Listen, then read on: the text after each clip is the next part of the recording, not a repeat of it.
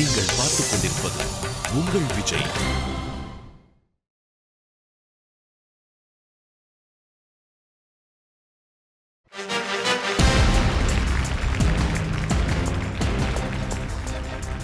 Welcome to Achi Masala Niya Nana, powered by NAC Jewelers, co-presented by Sunland. ஒவ்வொரு துளியிலும் energy. அனைவருக்கும் கோபிநாத்தின் அன்பு வணக்கம். நம்முடைய இந்தியாவின் நவீன சிற்பிகள், நம்முடைய ஃபவுண்டிங் ஃபோர்ஃபாதர்ஸ் அல்லது இந்தியாவை உருவாக்குவதில் முனைப்போடு செயல்பட்ட பலர் அன்று பேசப்பட்டதை விட, அன்று அவர்களுடைய கருத்துக்கள் போய் சேர்ந்த வீச்சை விட, இன்றைக்கு அவர்கள் பற்றி நாம் பேசுவதும் அவர்களுடைய கருத்துக்கள் நம்ம கூட டிராவல் ஆகிட்டு இருக்கிறதும் அதிகம் அப்படின்னு சொல்லலாம். அது அம்பேத்கராக இருக்கலாம், காந்தியாக இருக்கலாம், நேருவாக இருக்கலாம், அல்லது இன்ன பிற தலைவர்களாக இருக்கலாம், யாராவனாலும் இருக்கலாம். தமிழ்நாட்டில் பெரியார் அவர்கள் வாழ்ந்த காலத்தில் அவர் பற்றி நாம் பேசியதை விட, அவருடைய கருத்துக்களை நாம் உள்வாங்கியதை விட, இன்று அது பல்வேறு காரணங்களால், பலருடைய முயற்சிகளால் இளம் தலைமுறைக்கும் எல்லோருக்கும் தொடர்ந்து போயிட்டே இருக்கு. இன்றைக்கி அதிகம் பேசுகிறோம். அதுபோல தான் காந்தியடிகளும். இந்தியாவுடைய ஒரு அடையாளம் அப்படின்னா காந்தி. நீங்கள் அமெரிக்கா போனால் ஒரு காந்தி சிலையை பார்க்கலாம். எல்லா இடங்களிலும் உலகத் தலைவர்கள் யார் பேசினாலும் காந்தி ஏதோ ஒரு இடத்துல கோட் பண்ணுறாங்க. மகாத்மா காந்தி என்கிற அந்த மனிதர் பற்றி நீயா நானா பேச போகிறது. இது வழக்கமான ஒரு விவாத அமைப்பில் இருக்காது. கல்லூரி மாணவர்கள் எல்லா பக்கம் வந்திருக்கீங்க. உங்களோடு கலந்துரையாடுகிற அல்லது உங்களுக்கு பல்வேறு புதிய நவீனமான அல்லது இன்றைய பார்வையில் காந்தி அப்படிங்கிற விஷயங்களை பேசுவதற்காக வந்திருக்கக்கூடிய விஷயம். நிகழ்ச்சியை பார்த்து கொண்டிருக்கவங்களுக்கும் உங்களுடைய பிள்ளைகளுக்கும் தேவைப்படக்கூடிய மிக முக்கியமான ஒரு நீயா நானாவாக இருக்கும்.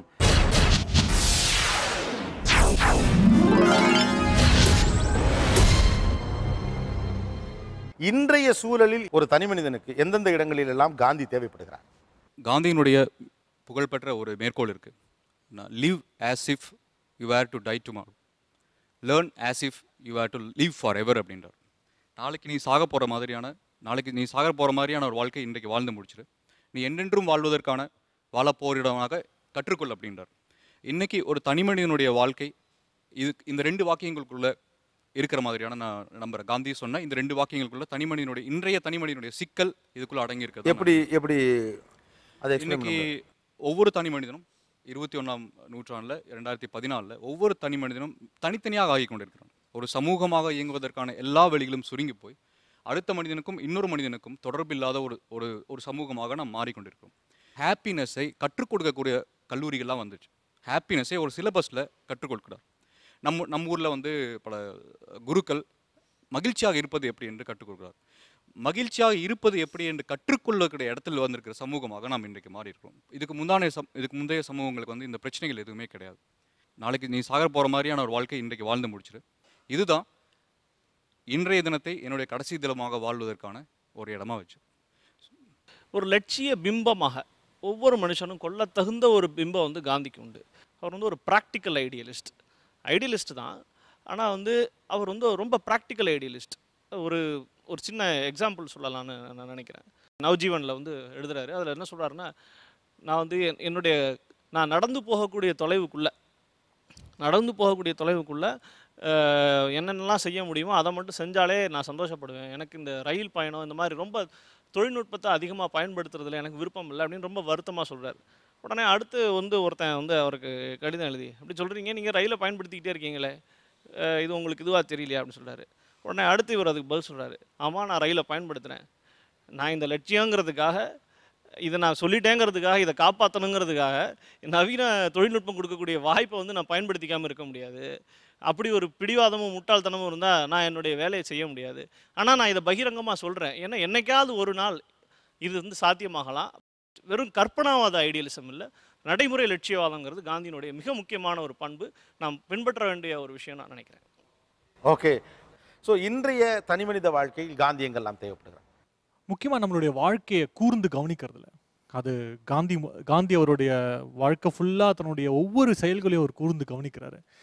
ஏதோ குருட்டாம்போக்கில் எதுவுமே செய்யலை, ரொம்ப அவசியமாக கூர்ந்து கவனிக்கிறாரு. அது ஒரு முக்கியமான ஒரு அம்சமாக பார்க்குறோம். அது வாழ்க்கையை ஒட்டுமொத்தமாக பார்க்கக்கூடிய ஒரு பயணம். நமக்கும் சமூகத்துக்கும் உள்ள ஒரு தொடர்பு, நமக்கும் மற்றவர்களுக்கும் ஒரு தொடர்பு தொடர்ந்து அவர் கவனிச்சுக்கிட்டே வர்றார். அது ஒரு முக்கியமான ஒரு விஷயமா நான் பார்க்குறேன். அது ஒரு ஹோலிஸ்டிக் லைஃபுக்கான ஒரு கான்ஃப்ளிக்ஸ்லாம் குறைஞ்சிடும். இப்போ நிறையா அவர் சொன்ன மாதிரி கான்ஃப்ளிக்ஸ் நிறையா இருக்குது. இதுக்கான ஒரு தேடல் அவர்கிட்ட தொடர்ந்து இருந்திருக்கு. எல்லா விஷயங்களையும் பற்றி அவர் சோதனை செஞ்சுருக்கார். வெறும் புத்தகங்கள் மூலமாகவோ இல்லை நாலு பேர் சொல்லிட்டாங்கன்றது மூலமாகவோ ஒரு ரொமான்டிசிசமே அவரோட வாழ்க்கையில் ரொம்ப ரொம்ப கம்மி. எல்லாமே அது இன்னைக்கு இந்த சாப்பாடு சாப்பிட்லாமா, ஒரு எனிமா சாப்பிட்லாமா, பண்ணலாமா, அல்லது வந்து ஏதாவது ஒரு விஷயத்தை எங்கேயாவது ஒரு இடத்துல அவர் வந்து எக்ஸ்பெரிமெண்ட் பண்ணி பார்த்துருக்காரு. அவருடைய டயட் புக்கெல்லாம் நம்ம படித்து பார்த்தோம்னா அதுக்கு வந்து இதுக்கெல்லாம் ஒரு டைம் இருக்கா அப்படிங்கிறது. அது முதல்ல இன்னொரு முக்கியமான ஒரு விஷயம் வந்து எனக்கு ரொம்ப முக்கியமானது வந்து நம்ம வந்து பெரிய சேவைகள் செய்கிறோம் அப்படிங்கிறதுனால சின்ன சின்ன விஷயங்களை வந்து நம்ம மறந்து போகிறது. அது அவர் மறக்கிறதே கிடையாது. அவரோட வாழ்க்கையில் சிறந்த வேலை, ரொம்ப மோசமான வேலை அப்படின்லாம் எதுவுமே இல்லை. அவர் கக்கூஸ் கழுவுறது எவ்வளோ தவமோ அந்த அளவுக்கான ஒரு முக்கியத்துவம் தான் வந்து அவர் வந்து சுதந்திரத்துக்கும் கொடுக்குறாரு. இது எல்லாமே நம்ம வந்து இன்றைக்கு நம்ம கவனிக்கக்கூடிய ஒரு விஷயம். எதுவுமே தாழ்ந்ததுக்கு திறந்தது அப்படின்ற செயல்கள் கிடையாது. நம்ம எல்லாருமே இப்போ படிப்புக்கு நேரம் சரி இல்லை அப்படின்னு சொல்கிறதுல தொடங்கி அதுக்கப்புறம் வேலை பார்க்கவே நேரம் சரியில்லை, அப்புறம் தூங்க கூட நேரம் இல்லைன்னு சொல்லிட்டு இருக்கோம். சுதந்திர போராட்டத்துக்காக அவ்வளோ வேலைகள் பார்த்தவர் தன்னையும் நல்லா பார்த்துக்கிறாரு. சின்ன சின்ன விஷயங்களே அவரே செஞ்சுக்கிறார். இந்த காலகட்டத்துக்கு ரொம்ப அவசியம். எப்போதுமே டூ வீலர்லேயே போகிற நாம ஒரு நாள் ஒரு பப்ளிக் டிரான்ஸ்போர்ட்டில் போய் பார்க்கலாம், முடிஞ்சதுன்னா தொடர்ச்சியாக கூட அதிலே போய் ட்ரை பண்ணலாம். நம்ம எக்ஸ்பெரிமெண்ட்டே பண்ணுறது நம்ம ஆழமாக கவனிச்சு பார்த்தோம்னா தெரியும். Very nice Prasanna. பக்கத்தில் மணிகண்டன். எனக்கு காந்தி வந்து ட்ரூத் இஸ் காட் அப்படின்னு சொன்ன அந்த இடம் இருக்குது இல்லைங்களா, அதுதான் எனக்கு வந்து ஒரு பெரிய ஆத்மசக்தியை கொடுக்கு. அது ஒவ்வொரு மனுஷனுக்கும் இன்றைக்கும் ஒரு பெரிய ஆத்மசக்தியை கொடுக்கும். என்னென்னா நம்ம முதல்ல அதோட கனெக்ட் ஆகிறதுல தான் ஒரு சின்ன பிரச்சனை இருக்குது. அது ஒரு டெய்லி லைஃப்பை வந்து எவ்வளோ ஈஸியாக மாற்றும் அப்படிங்கிறத நம்ம உணர்ந்து பார்க்கணும்.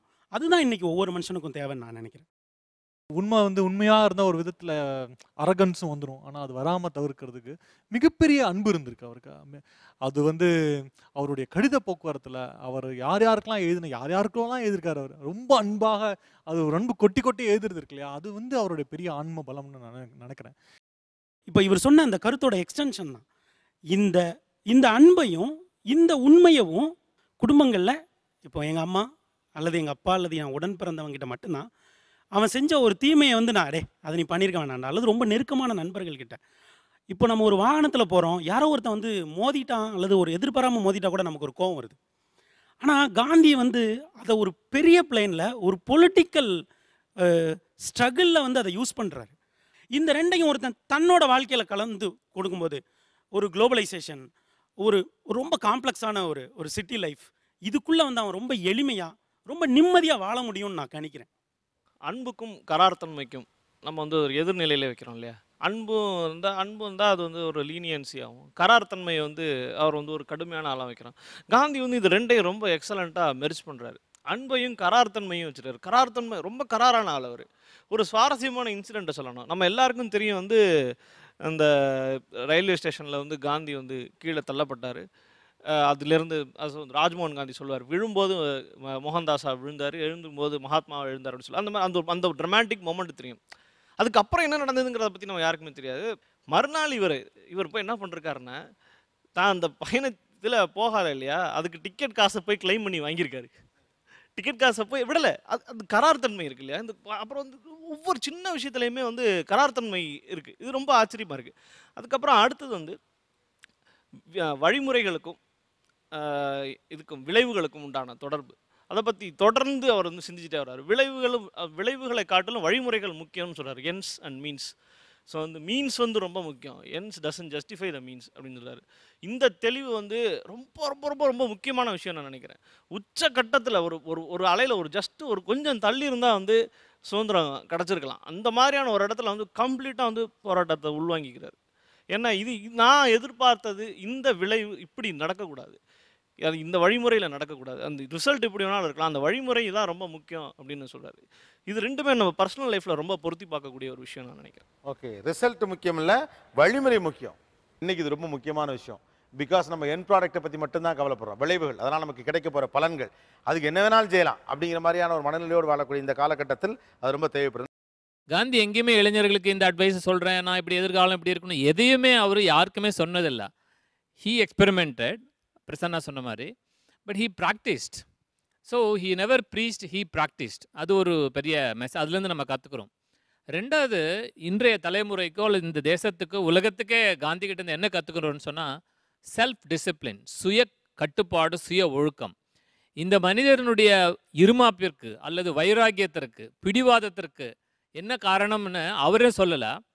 சைலண்ட்டாக அனலைஸ் பண்ணி பார்க்கும்போது, இவர் நேர்மையானவர், ரொம்ப ஒழுக்கமானவர், தப்பே செய்யாதவர், தப்பு செஞ்சிருந்தாலும் இதை ஒத்துக்கொண்டவர், இனிமேல் செய்ய மாட்டேன்னு சொன்னவர், சத்தியத்தை எக்ஸ்பெரிமெண்ட் பண்ணவர், இதெல்லாம் வச்சு பார்க்கும்போது சுய கட்டுப்பாடு, இந்த செல்ஃப் டிசிப்ளின், அந்த தன்னொழுக்கம் வரும்போதே உங்களை அறியாமலேயே உங்களுக்கு அந்த அந்த அந்த வைராக்கியம் வருகிறது.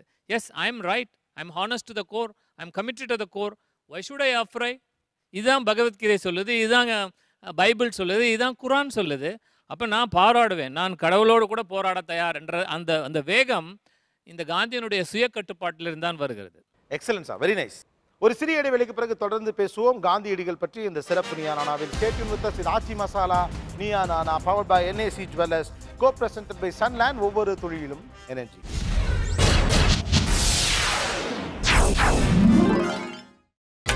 நீங்கள் பார்த்துக் கொண்டிருப்பது உங்கள் Vijay. Welcome back to Aachi masala Neeya Naana, powered by NAC jewellers, co presented by Sunland.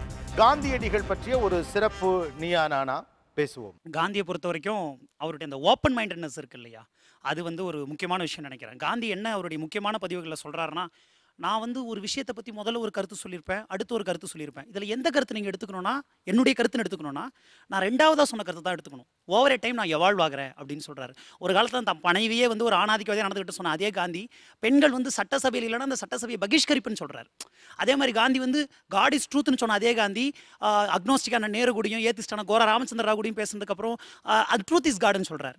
எல்லாரும் வந்து வர்ணாசிரமம் தேவை, வர்ணாசிரமம் இஸ் ஃபைன் அப்படின்னு சொன்ன அதே காந்தி, அது வந்து ஏதோ ஒரு ரீசன் இருக்குன்னு சொன்ன அதே காந்தி, நாம வந்து அந்த மக்களை நம்ம வந்து நம்மளுடைய மனசாட்சியை நம்ம திருப்பி ரீவிசிட் பண்ணணும் அப்படின்னு சொல்ற அந்த ஓப்பனிங் த மைண்ட் இருக்குல்ல. அந்த கான்ஸ்டியூஷன் அசம்பிளியில் அம்பேத்கருக்கு வந்து இடம் கொடுக்கணும், புப்புள் ஜெயகரை நிற்காம அந்த அவரை வந்து புப்புள் ஜெயகரை எடுத்து நிற்க விடாமல் பண்ணுறாரு. பிகாஸ் நம்ம வாபஸ் பண்ணிக்கணும். பிகாஸ் ஒரு பீரியட் நம்ம இப்படி இருந்திருந்தாலும் ஒரு இன்னொருத்தங்கிட்டையும் நியாயம் இருக்குது. அந்த ஜெயினிஸ்டனுடைய அந்த அநேகவாதம், ஒரு உண்மைக்கு பல்வேறு வெர்ஷன்ஸ் இருக்கும் அப்படிங்கிறத ஒரு ரிப்பீட்டடாக புரிஞ்சுக்கிட்டு இருந்தார். So opening up the mind to the end of the life, கடைசி அந்த மைண்டை ஓப்பனாக வச்சிருந்த ஒரு விஷயம் காந்தி கிட்ட நாங்கள் கற்றுக்கணும்னு நினைக்கிறேன். ஓப்பன்னஸ். எஸ், காந்தி வந்து ரொம்ப டஃப்பான ஒரு ஐடியாலிஸ்ட். அவரோட ஸ்டாண்டர்ட் வந்து ரொம்ப ரொம்ப ரொம்ப ஹையான ஒரு ஸ்டாண்டர்ட்ஸ் தனக்கு விதிச்சுக்கிட்டவர். சொல்லணுன்னா அந்த டார்கெட் ஃபிக்ஸ் பண்ணுறதுல அவர் மாதிரி ஹையஸ்ட் டார்கெட் வந்து நம்ம இன்றைக்கி ஃபிக்ஸ் பண்ணி அன்றாட மனிதர்களால் வாழ முடியாது. அந்த டார்கெட் ஃபிக்ஸ் பண்ணினவங்களுக்கு உண்டான ஒரு ட்ரைவும் அவங்களுக்கு உண்டான சில சாக்ரிஃபைஸும் வந்து எந்த சாதாரண மனுஷனும் செய்ய தயாராக இல்லை. அப்படி இருக்கும்போது சாதாரண மனிதர்களுக்கு காந்தி தேவைப்படுவாரா அப்படின்னா நான் இல்லைன்னு தான் சொல்லுவேன். பொது வாழ்க்கையில் வர விரும்பப்படக்கூடிய மனிதர்களுக்கு உண்டான வாழ்க்கையில் எழக்கூடிய சிக்கல்கள், சமூகம் சார்ந்த சிக்கல்கள், அவங்களுடைய தனிப்பட்ட வாழ்க்கையில் வந்த சிக்கல்கள், இந்த எல்லா கேள்விகளுக்குமே அவர் வந்து ஒரு ஆன்சர் கீ மாதிரி ஏற்கனவே வந்து ஒரு டெஸ்ட் இருக்குது. அந்த டெஸ்ட்டை வந்து ரொம்ப அருமையாக ஒரு மனுஷன் எழுதியாச்சு, அதுக்கெல்லாம் ஆன்சர்ஸ் இருக்குது. நம்ம வந்து அன்றாடம் வந்து அதை வச்சு நம்ம கம்பேர் பண்ணி தான் பார்த்துக்கணும். அந்த மாதிரி ஒரு ஆன்சர் கீ, ஒரு பியூட்டிஃபுல்லான ஒரு பர்ஃபெக்ட்லி ஆன்சர் பண்ணப்பட்ட ஒரு கொஷின் பேப்பரோட ஒரு ஆன்சர் கீ அவர். அண்ட் அந்த ஆன்சர் கீயோட வந்து பொது வாழ்க்கைக்கு வரக்கூடிய எல்லாருமே வந்து தன்னை உரசி பார்த்துக்கலாம் அல்லது தன்னை கம்பேர் பண்ணி பார்த்துக்கலாம். அவர் ஒரு கண்ணாடின்னு சொல்லலாம். பொது வாழ்க்கைக்கு வரக்கூடியவர்கள் அப்போ நிறைய காந்தியை படிக்கணும். காந்தி தான் அதுக்கான ரெஃபரன்ஸாக இருக்கிறார். ஓகே, இளங்கோ கல்லானை. கடுமையாக விதிமீறல்களை சொல்லித்தரார் தன்னுடைய போராட்டத்தோட பயிற்சியாக வந்து. ஆனால் ஒரு விஷயம் இருக்குது, தன்னுடைய விதிமீறல்கள் எல்லாத்துக்குமே தான் பொறுப்பேற்றுக் கொள்ளக்கூடிய, தன் சுதந்திரத்துக்கு தான் பொறுப்பேற்றுக் கொள்ளக்கூடிய ஒரு மனிதராக தான் காந்தி இருக்கார். அப்படி பார்க்கும் பொழுது நவீன மனிதனுடைய சுதந்திரம் பொறுப்பற்றதாக இருக்கும் பொழுது அந்த இடத்துல காந்தியை பொருத்தி பார்த்தோம்னா ரொம்ப தெளிவாக இருக்கும். எது சுதந்திரம், எது பொறுப்பு, இந்த ரெண்டையுமே கம்பைன் பண்ணக்கூடிய இடத்துல காந்தி ரொம்ப தெளிவாக ஒரு நல்ல உதாரணமாக இருக்கார். மூன்றாவதாக நான் பார்க்கக்கூடிய இந்த நவீன தலைமுறைக்கு தேவையானது அப்படின்னு பார்க்கக்கூடியது என்னன்னா, அடிப்படையில் ஒரு மிகப்பெரிய கன்சூமர் கல்ச்சராக நம்மளுடைய நுகர்வு கலாச்சாரத்தில் காந்திய பொருளாதாரத்தை திருப்பி ஒரு வாட்டி நம்ம பார்க்கலைன்னா நம்ம அழிஞ்சு போயிடும். எல்லா பொருட்களுடைய தேவைகளுமே இந்த நம்மளுடைய சுய தேவையின் தகுந்த மாதிரி வடிவமைக்கணும் அப்படிங்கிறத காந்தி முன்வைக்கிறார். ஸோ இந்த சுய நிர்ணயம், சுதந்திரம், வெளிப்படைத்தன்மை, இந்த மூணையும் நான் முதல் கட்டத்தை வாதமாக வைக்கிறேன். எல்லா காலகட்டத்தை விட இந்த காலகட்டத்தில் ஒவ்வொரு தனி மனிதனுடைய மனசாட்சியை வந்து உறுத்திக்கிட்டு இருக்கக்கூடிய வாழ்க்கையை வாழ்ந்துட்டுருக்கு. ஒவ்வொரு கார்ப்பரேட்டில் வேலை செய்யக்கூடிய ஒவ்வொரு மனிதனுக்குள்ளேயும் இந்த முரண்பாடுகள், எது சரி, எது தவறு, எது நேர்மை, எது உண்மை, எது பொய், எது அநியாயம், எது நியாயம்ன்ற கான்ஃப்ளிக்ட் நடந்துகிட்டே இருக்கு. நியாயத்தை நோக்கி, உண்மையை நோக்கி போகணுன்ற ஒரு கேவல், ஒரு ஆசை எல்லாருக்குள்ளேயும் இருக்கு. அந்த ஆசையுடைய, அந்த கேவலுடைய எம்பாடிமெண்ட் தான் Gandhi. Gandhi is not a end product. நான் நேர்மையாக இருக்கணும், நான் உண்மையாக இருக்கணும், நான் சரியான விஷயங்களை செய்யணுன்ற ஒரு எத்தனிப்பு, ஒரு முயற்சி அவர்கிட்ட தொடர்ந்துட்டே இருந்தது. அவர் தொடர்ந்து பல மாதிரி தன்னுடைய கருத்துக்களை மாற்றிட்டே இருந்ததுக்கு காரணம் அவர் தான். அவர் எதையுமே ஒரு ஜெயிக்கிறதுக்காக செய்யல. அவருடைய ஒரு ரிசர்ச்சர் வந்து எப்படி ஒரு ஒருமுகத்தன்மையோட ஒரு ரிசல்ட்டுக்காக எதிர்பார்ப்பாரோ அப்படிதான் அவரோட லைஃப் அவர் வாழ்ந்துட்டு இருந்தார். எது சரி எது உண்மைன்ற அறியக்கூடிய முயற்சி மட்டும்தான் அவருடைய எல்லா செயல்களும். அவரே சொன்ன மாதிரி அவருடைய சமுதாய பணி எல்லாமே அந்த முயற்சியினுடைய விளைவா தவிர சமூக பணின்றது அவருடைய ஒரு நோக்கமாக இருந்ததில்லை. ஸோ எனக்குள்ள நான் நல்லவனாக இருக்கணுன்ற ஒரு ஆசை இருக்குல்ல, அந்த சரியான விஷயங்களை செய்யணுன்ற ஆசை இருக்குல்ல, அதுதான் காந்தி. ஓகே, இது ரொம்ப முக்கியமான ஒரு வியூ வைக்கிறார் வரணி. ஆக்சுவலாக இன்றைக்கி கார்ப்பரேட் வேர்ல்டில், ஏன்னா நிறைய பேர் கார்ப்பரேட்டுக்கு தான் போகிறோம், கான்ஃப்ளிக்டோடே தான் வாழ்ந்துக்கிட்டு இருக்கோம். நான் செய்வது சரியா தவறா, இது சரியா தவறா, நான் வந்து காம்ப்ரமைஸ் ஆகிட்டே இருக்கேனா, கன்வின்ஸ் ஆகிட்டே இருக்கேனா, அல்லது சௌகரியங்களுக்காக இது தவறுன்று தெரிந்தும் செய்து கொண்டே இருக்கிறேனா அப்படிங்கிற ஒரு கான்ஃப்ளிக்டோடு இருக்கக்கூடிய நம்ம எல்லாருக்கும் காந்தி ஒரு கைடாக இருக்கிறார். நான் அடுத்த கொஸ்டினுக்கு வரலான்னு நினைக்கிறேன். இன்றைய காலகட்டத்தில் இந்திய அரசியல் அப்படின்னு எடுத்துக்கிட்டோம்னா, அல்லது உலக அரசியல் அப்படின்னு கூட எடுத்துக்கலாம், ஒட்டுமொத்த இந்த உலகத்துடைய அரசியல், இந்திய அரசியல், ஏதோ ஒன்று, இந்த அரசியல் சூழல் இந்த மாதிரியான விஷயங்களில் எங்கெல்லாம் எந்தெந்த இடத்துலெல்லாம் காந்தி தேவைப்படுகிறார்? காந்தி சுதந்திர போராட்ட காலகட்டத்தில் அவர் சந்தித்த சிக்கல் அல்லது இந்தியா சந்தித்த சிக்கல் விட இன்றைக்கு அந்த சிக்கல்கள் பன்மைப்பட்டு விட்டது. ஒரு குறிப்பிட்ட வகையில் ஒரு பிரிட்டிஷ் ஏகாதிபத்தியம் மட்டும்தான் நம்முடைய எதிரி அப்படின்ற இருந்த காலகட்டம் தாண்டி இன்றைக்கு யாராக இருக்கிறோம், இன்றைக்கி வந்து ஃபினான்ஸ் கேபிட்டலுடைய சர்க்குலேஷனில் இந்த உலகம் வந்து கட்டுப்படுத்தப்பட்டதாக இருக்குது. இன்றைக்கி நம்ம எம்என்சியில் வேலை செய்கிறோம். எம்என்சியில் வேலை செய்கிறது தான் இப்போ இருக்கிற ஜெனரேஷனுடைய ஹையஸ்ட் கோலாக இருக்குது. இந்த மாதிரி இப்போது அப்பொலிட்டிக்கலாக நம்முடைய தலைமுறை அரசியலற்றதாக உலகம் முழுக்க மாறிக்கொண்டிருக்கிறது. ஓகே, இப்போது அரசியலாக இருப்பதை விடவும் வளர்ச்சி என்கிற நோஷன் தான் நம்முடைய எல்லா சமூகத்தினுடைய உந்துகோலாக இருக்குது. எல்லா அரசுகளும் அமெரிக்காவிலிருந்து இல்லை ஐரோப்பாவிலிருந்து இந்தியா வரைக்குமான விஷயங்கள் எதையுமே அரசியல் குறித்தோ உரிமைகள் குறித்தோ பேசுவதற்கு பதிலாக வளர்ச்சி என்கிற நோஷன் மட்டும்தான் பேசுகிறோம். வளர்ச்சிக்கு பின்பு ஒரு மிகப்பெரிய அரசியல் இருக்குது. யாருடைய வளர்ச்சி என்று பேசுகிறோம்? அது எம்என்சிஸ் உடைய வளர்ச்சியா, இல்லை உள்நாட்டு பெருமுதலாளிகளுடைய வளர்ச்சியா, இல்லை எளிய மக்களுடைய வளர்ச்சியான்னு சொல்லிடுறோம். இந்த வளர்ச்சியோட நோஷனில் சிக்கலில் மாட்டிகிட்டு இருக்கிற ஆட்கள் யார், அல்லது மனிதர்கள் யார், அல்லது குழுக்கள் யார் அப்படின்னு பார்த்தீங்கன்னா விவசாயிகளும் பழங்குடிகளுமாக இருக்காங்க. காந்தியுடைய அரசியல் பொருத்தப்பாடு என்னன்னு பார்த்தீங்கன்னா, வளர்ச்சியை ப்ரொபகண்டா செய்கிறாங்க இல்லைங்களா, அவங்கள விட வளர்ச்சியின் மூலமாக பாதிப்பை அடையக்கூடிய விவசாயிகளும் பழங்குடிகளுக்குமான அரசியலாக காந்தியத்தை பார்க்கலான்னு நான் நினைக்கிறேன். எம்என்சிக்கும் வில்லேஜஸ்க்கும் நடக்கக்கூடிய கன்ஃப்ளிக்டை பற்றி பேசுறதாகட்டும், இல்லை பல்வேறு மதங்களுக்கு கன்ஃப்ளிக்டை பற்றி பேசுறதாகட்டும், காந்தி இந்த எல்லா ஐடென்டிட்டியுமே ஒத்துக்கிட்டார். இந்த ஐடென்டிட்டி வந்து நிஜம்னு அவர் சொன்னார். ஆனால் இந்த ஐடென்டிட்டிக்குள்ளே ஒரு சமரசம் வர முடியும்னு அவர் நம்பினார். இதுதான் காந்தி கிட்ட நம்ம கற்றுக்கணும். என்னோட கருத்துப்படி அரசியல் தலைவர்களுக்கு ஒரு மிகப்பெரிய ஆன்ம பலம் முக்கியமான தேவை. அதன் மூலமாக மக்களை வழிநடத்துவது அப்படிங்கிறது. ஏன்னா இன்றைக்கு டெமோக்ராட்டிக் பாலிசி என்னென்ன ஆகுதுன்னா, மக்களுக்கு வந்து நல்லது செய்யறோம், மக்களுக்கு தைரியமாக இது செய்யுங்க, இது பண்ணுங்க, இது தவறு, இது சரி அப்படின்னு சொல்லக்கூடிய தைரியமோ ஆன்ம பலமோ அரசியல் தலைவர்களுக்கு இல்லை. இந்த சாதாரண மக்களை ஒரு கட்டத்திலேருந்து மேல் கட்டத்துக்கு எடுத்துட்டு ஒரு பொதுவான ஒரு விஷயத்துக்கு நோக்கி போகிறதுக்கு அந்த மாதிரியான தலைவர்கள் தேவை. அது வந்து ஒரு பாகிஸ்தானுடைய இருக்கக்கூடிய போராக இருந்தாலும் சரி, நெய்பர்ஸ் எப்படி பார்க்கணுன்னு இருந்தாலும் சரி, எது வளர்ச்சி அப்படின்றது வந்து சொல்வதற்கு மிகப்பெரிய தைரியம் தேவை. அதுக்கு ஒரு பெரிய ஆன்ம பலம் தேவை. அதுக்கு பின்னாடி மிகப்பெரிய தியாகம் தேவை. இந்த தியாகம், இந்த அன்பு, இந்த வாய்மை, இது எல்லாம் சேர்ந்த ஒரு அரசியல்வாதிகளால் மக்களை வந்து வழிநடத்த முடியும். அவங்களால இன்னைக்கு என்ன இருக்குன்னா, மக்கள் கேட்குறாங்க அப்படிங்கிறதுக்காக பல விஷயங்கள் ப்ராமிஸ்லாம் பண்ண வேண்டியிருக்கு. சில சமயங்களுக்கு ஒரு இந்த பிட்டர் மெடிசன் கொடுக்கணும் இல்லையா, பல சமயங்களில் அந்த பிட்டர் மெடிசன் கொடுக்கறதுக்கு, அதை அக்செப்ட் பண்ணிக்கிறதுக்கு அந்த மாதிரியான தலைவர்கள் தான் இருக்குது. காந்தி அப்படி தான் பல பேரை சொன்னாங்க. அவருக்கு விமர்சனங்கள் நிறையா இருந்தாலும் அதை வந்து மக்கள் ஏற்றுக்கிட்டாங்க அப்படின்னா, அவருக்கு பின்னாடி இருந்த நம்பகத்தன்மை, அதுக்கு பின்னாடி இருந்த தியாகம், இது எல்லாம் வெறும் மக்கள் சொல்கிற பிரதிநிதிகள் மட்டும் இல்லை, இது அதை மாற்றக்கூடிய மனிதர்களாகவும் அரசியல் தலைவர்களாகவும் வந்தாங்கன்னா தான் பெரிய விஷயங்கள் வர முடியும்னு நான் நினைக்கிறேன். ஏன்னா கிளாசிக் எக்ஸாம்பிள் வந்து பராக் ஒபாமா மாதிரியான ஒரு பிரசிடென்ட். அவர் வரும்போது மிகப்பெரிய அவருக்கு வந்து ஒரு மிகப்பெரிய வரவேற்பு இருந்தது, நிறைய மாற்றுவார் அப்படின்ற ஒரு நம்பிக்கை இருந்தது. ஆனால் அவராலையும் பெரிய அளவில் செய்ய முடியல. ஏன்னா உள்ளுக்கு பக்கத்தில் இருக்கிறவங்களாம் ஓட்டு போயிடுமோ, அதனால் அடுத்த தடவை ஜெயிப்போமோ, மக்கள் அவங்க பண்ணிடுவாங்களோன்னு பயங்கள் அதிகமாக இருந்ததுனால அந்த பெரிய லீடர்னாலேயும் ஒரு மீடியோக்கரான ஒரு விஷயம் தான் பண்ண முடியும். ஸோ இதெல்லாம் தாண்டிய ஒரு ஒரு தலைவரால் தான் வந்து வழி நடத்த முடியும். மக்களை வழி நடத்துறது தான் ஒரு மிகப்பெரிய சவால் இன்றைக்கு நான் நினைக்கிறேன்.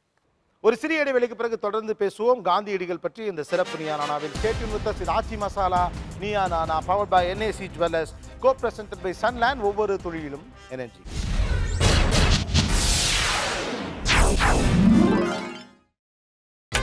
நீங்கள் பார்த்துக் கொண்டிருப்பது உங்கள் Vijay. Welcome back to Aachi masala Neeya Naana powered by NAC jewellers, co presented by Sunland. ஒவ்வொரு தொழிலும் எனர்ஜி. காந்தியின் பிறந்த நாளில் காந்தியடிகள் பற்றி ஒரு சிறப்பு நியா நானா பேசுவோம். நம்முடைய பொலிட்டிக்கல் லேண்ட்ஸ்கேப், அதாவது பொலிட்டிக்கல் ஸ்பேஸ் இப்போ எப்படி மாறி இருக்குன்னா, இந்த ஆன்ம பலம், தியாகம் அப்படின்ற விஷயங்கள் எல்லாம் இன்றைக்கு யாருமே பேசுறதில்ல. இந்த கம்ப்ளீட் டிஸ்கோர்ஸ், பொலிட்டிக்கல் டிஸ்கோர்ஸில் இந்த விஷயங்களுக்கு இடமே கிடையாமல் போயிருக்கு. நம்ம இன்னும் பழைய விஷயங்கள் இப்போ யார் தியாகம் பண்ணுவது அப்படின்ற ஒரு முக்கியமான விஷயமா இருக்குது. ஒரு விவசாயி தியாகம் பண்ணணுமா, ஒரு மாணவன் தியாகம் பண்ணணுமா, இல்லை ஒரு கார்ப்பரேட்டில் வேலை செய்கிறவன் தியாகம் பண்ணணுமா, இல்லை அரசியல்வாதிகள் தியாகம் பண்ணணுமா, இப்படி யார் பொறுப்பேற்பது அப்படின்ற ஒரு விஷயத்தை இன்றைக்கி நம்ம யாருமே அட்ரஸ் பண்ணுறது இல்லை. தியாகம் அப்படின்ற விஷயம் இல்லை, வாய்ப்பு அப்படின்ற விஷயம்தான் இன்றைக்கி வந்து நம்முடைய கம்ப்ளீட் லைஃப்பில் இருக்குது.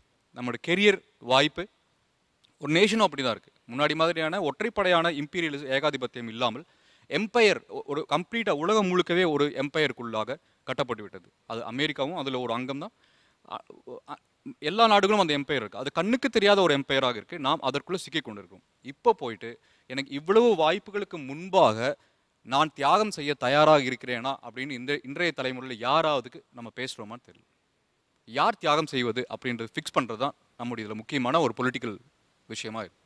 ஒரு ட்ரையாங்கிளாக தான் நம்ம வந்து சமூகத்தை கற்பனை பண்ணுறோம். இந்த ட்ரையாங்கிளுடைய அடிமட்டத்தில் பெரும்பான்மை மக்கள், உச்சிக்கு போக போக பவர் கான்சென்ட்ரேட் ஆகக்கூடிய சிறுபான்மையினர், எல்லா வளத்துக்கும் ஆக்சசிபிலிட்டி இருக்கக்கூடிய சிறுபான்மையினர், ஒரு ப்ரோலிட்டரியேட் சமூகம், ஒரு அதிகார குவிப்பான ஒரு சமூகம்.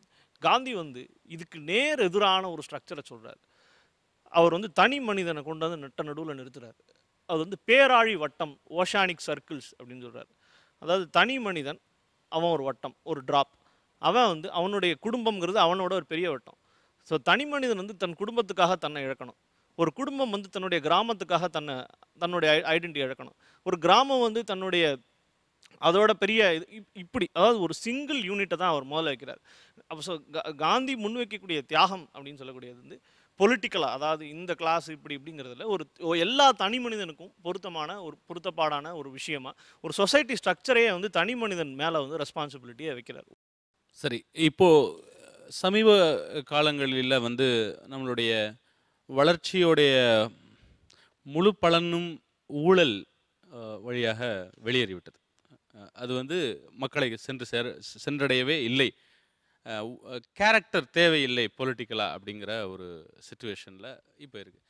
இப்போது ரெப்ரசன்டேட்டிவ் பாலிட்டிக்ஸை காந்தி முதல்லேருந்தே வலியுறுத்திட்டே வர்றார். அதாவது வந்து பிரதிநிதித்துவ அரசியல் மேலே அவர் வைக்கக்கூடிய இது இருக்கு இல்லையா, அதுதான் வந்து ரொம்ப முக்கியமானது.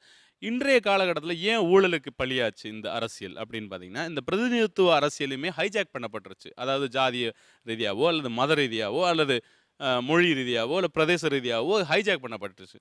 அன்றைய காலகட்டத்திலும் இதே போன்ற சிக்கல்கள் இருந்ததிலேயுமே சரியான அரசியல் பங்கீடு கிடைத்த பொழுது இந்த தவறுகள் நடக்கவில்லை. ஆனால் அரசியல் பங்கீடுகளை இப்பொழுது பெருமுதலாளிகளால் விலைக்கு வாங்க முடிகிறது.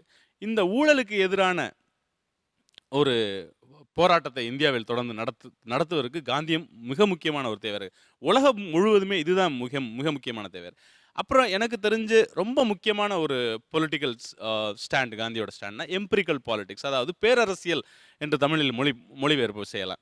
ஆயுதங்களை கொண்டு ஒருவரை தாக்குவதல்ல, பொருளாதார ரீதியாக உலகத்தை சுரண்டுவது அப்படிங்கிற ஒரு சூழல் இருக்குது. இந்த பேரரசியலுடைய தாக்கத்தை காந்தி மாதிரியான ஒரு கிராமிய பொருளாதாரத்தை சிந்தனையாளர் சுய நிர்ணயத்துக்கு வச்ச அளவுகள் இருக்கு இல்லையா, என்னுடைய பொருளை நான் உற்பத்தி செஞ்சு சாப்பிடுவது தான் முக்கியமே ஒழிய எக்ஸ்போர்ட் பண்ணுறது முக்கியம் இல்லை காந்தியை பொறுத்தளவு. ஏன்னா எனக்கு தேவையான பொருட்களை நானே செய்து கொள்வேனே தவிர எனக்கு இன்னொரு முதலாளிக்கு விற்பதன் மூலமாக எனக்கு திருப்பி நான் போய் அதே கடையில் அதே பொருளை வாங்குறது எனக்கு முக்கியம்.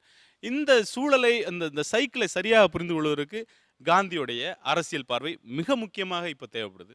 குடியின் மூலமாக சீரழிந்த ஒரு செவிந்திய சமூகத்தை பாருங்கள்.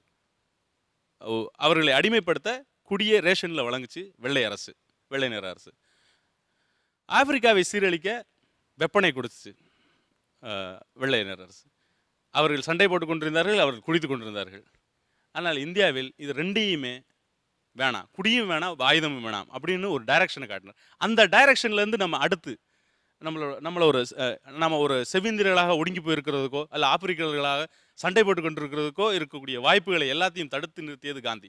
இப்போ காந்தி அவர் தேசத்துக்காக பாடுபட்டு சுதந்திரம் வாங்கி இந்த தேசத்தின் அரசாங்கம் என்னவாக இருக்கும் என்று அவர் அவர் அவர் திட்டம் போட்டார்னு சொன்னால், அரசாங்கம் என்பது குடிமக்கள் கிராமங்களில் தான் இருக்கிறது. கிராமங்களுக்கு செல்வோம், கிராமங்களை புனர் நிர்மாணப்படுத்துவோம், அந்த புனர் நிர்மாணப்படுத்துறதுக்கு அப்புறம் ஏற்படுறது தான் இந்த தேசம் அப்படின்னு சொல்லி பிளான் போடுறாரு. காந்தி கிட்ட கற்றுக்கிறது என்னென்னா, இந்த சமுதாய அமைப்பின் மேல் இருக்கின்ற ஒரு அபரிதமான நம்பிக்கை. இப்போ இன்றைய காலகட்டத்தில் decentralise governance, decentralise planning, even சொல்லப்போனப்பட்ட பொருளாதாரத்தை கூட டீசென்ட்ரலைஸ் பண்ணலாம் கூடுமான அளவுக்கு. இப்போ க்ரூட் ஆயிலை வாங்கி டீசென்ட்ரலைஸ் பண்ணி ரிஃபைன் பண்ண முடியாது. பட் கடல் எண்ணெய் எதுக்கு சென்ட்ரலைஸ் பண்ணணும்? வேர்க்கடலை எங்கே விளையுதோ அங்கே கடல் எண்ணெய் உற்பத்தி பண்ணிக்கலாமே.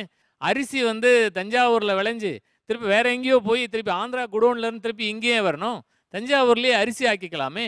இது எல்லாம் ஒரு சின்ன சின்ன சமுதாயத்துக்குள்ளே ஒப்பிட்டு பார்க்கும்போது தற்சார்புடைய சமுதாயம். இப்போ காந்திகிட்டேருந்து இந்த புதிய தலைமுறை இந்த தேசம் கற்றுக்கொள்ள அல்லது எடுத்துக்கொள்ள வேண்டிய அகைன் என்னன்னா, தற்சார்புடைய சமுதாயம், சுயசார்புடைய சமுதாயம். இந்தியாவினுடைய விவசாயம்ங்கிறது ஒரு மான்சூன் பேஸ்ட் ஒரு gambling. Indian agriculture is and gambling against monsoon அப்படிங்கிறது தான் ரொம்ப நிலையானது. அப்போ அவர் என்ன சொல்கிறாருன்னா, இந்த ராட்டைங்கிறத ஒரு குறியீடாக பாருங்க. ஒவ்வொரு இடத்துலையும் அந்தந்த இடத்துக்கு ஒத்து வரக்கூடிய ஒரு விவசாயி இந்தியாவில் வெறும் 3 மாதம் தான் வேலை பார்க்குறான். மீதி 9 மாதம் அவன் சும்மா இருக்க வேண்டிய ஒரு நிர்பந்தம் உருவாகுது. அப்போ அந்த மண் சார்ந்த ஒரு தொழிலை ஒரு விவசாயி கையில் கொடுக்கறது இருக்கு இல்லைங்களா, இதுதான் இந்திய அரசியல் காந்திகிட்டேருந்து நாம் கற்றுக்க வேண்டியது. இன்றைக்கி தமிழ்நாட்டில் 12,300 ஊராட்சிகள் இருக்குது. இந்த 12,300 ஊராட்சிகளும் தங்களுக்குள்ள ஒரு சின்ன தொழில் சார்ந்த அதாவது அக்ரிகல்ச்சர்லேருந்து ஒரு சிறிய இண்டஸ்ட்ரி சார்ந்த அங்கே கிடைக்கக்கூடிய விஷயங்கள் சார்ந்த ஒரு இடத்த நோக்கி இவங்க போகிறாங்கன்னு வைங்களேன். அதனால் அது எவ்வளோ பெரிய மாற்றமாக இருக்கும். இந்தியாவுக்கு வந்த உடனே அவர் அரசியல் அவர் கையில் எடுக்கலை. இந்தியா முழுவதும் சுற்றி பார்க்க வேண்டும் என்று அவர் விரும்பினார். இந்தியா முழுக்க தலையில் இப்போ துணி பொட்டலத்தை வச்சுக்கிட்டு தன் மனைவியையும் குழந்தைகளையும் அழைத்து கொண்டு இந்தியா முழுக்க பயணம் செய்து இந்தியாவினுடைய விவசாயம், இந்தியாவினுடைய தொழில்முறை, இந்தியாவினுடைய கிராம கட்டுக்கோப்பு எல்லாவற்றையும் உணர்ந்து கொண்டு இந்திய அரசியலை வடிவமைத்தார். அந்த வடிவமைப்பு இன்னைக்கு 65 வருடம் கழித்தும் அது தேவைப்படுகிற ஒன்றாக இருக்கிறது.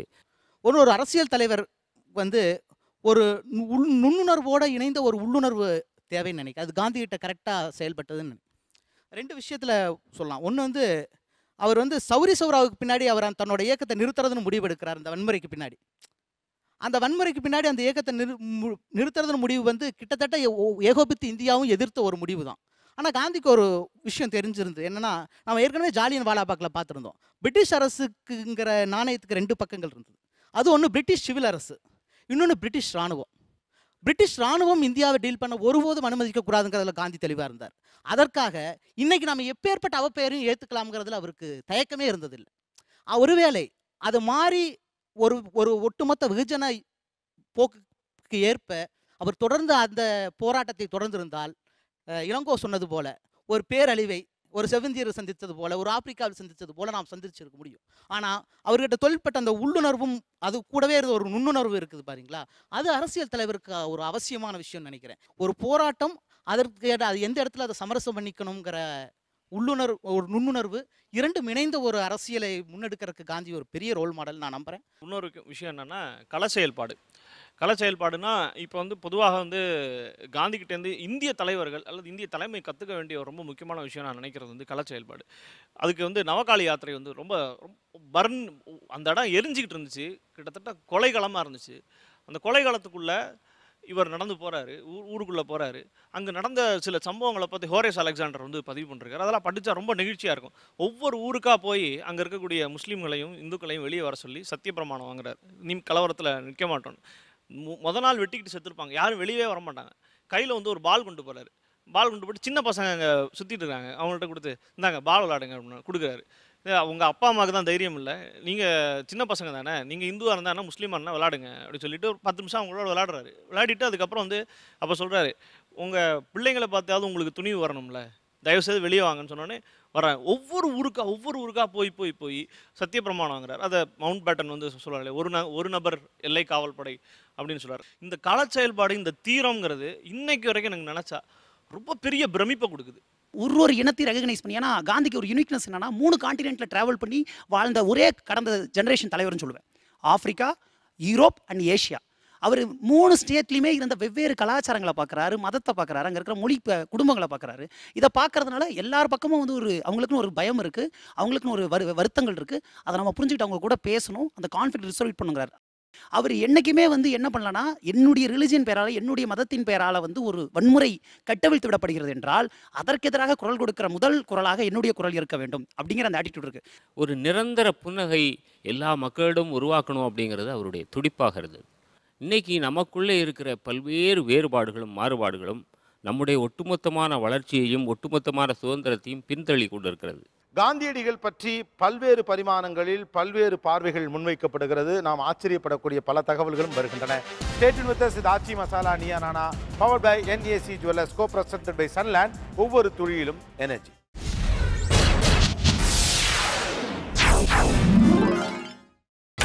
நீங்கள் பார்த்துக் கொண்டிருப்பது உங்கள் விஜய்.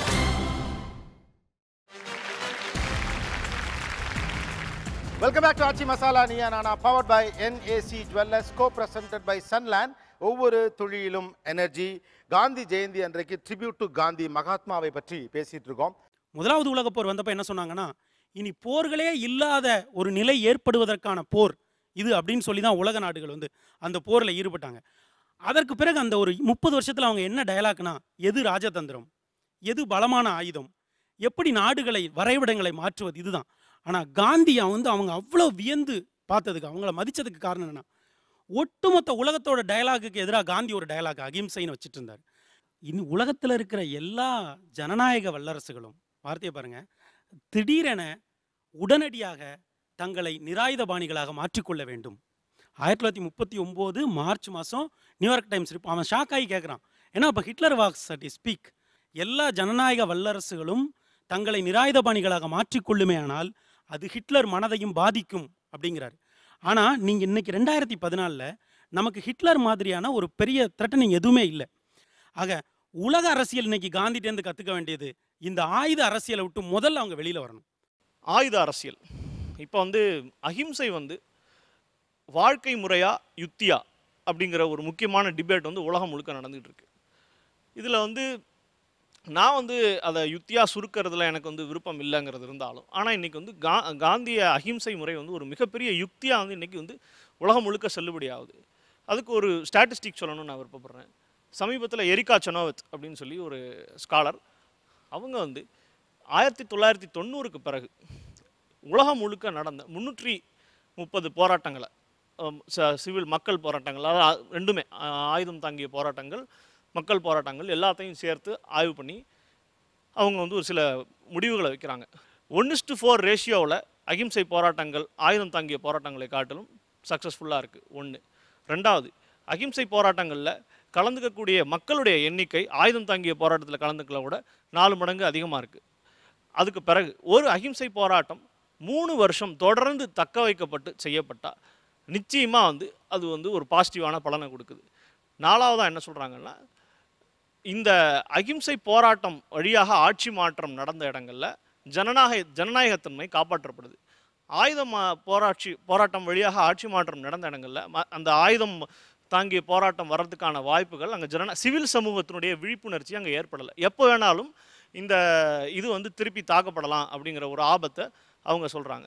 இந்த இதில் வந்து ஜீன் ஷார்ப் வந்து சொல்கிறாரு. ஜீன் ஷார்ப் வந்து ஃப்ரம் டிக்டேட்டர்ஷிப் டு டெமோக்ரஸின்னு ஒரு புக் எழுதியிருக்காரு.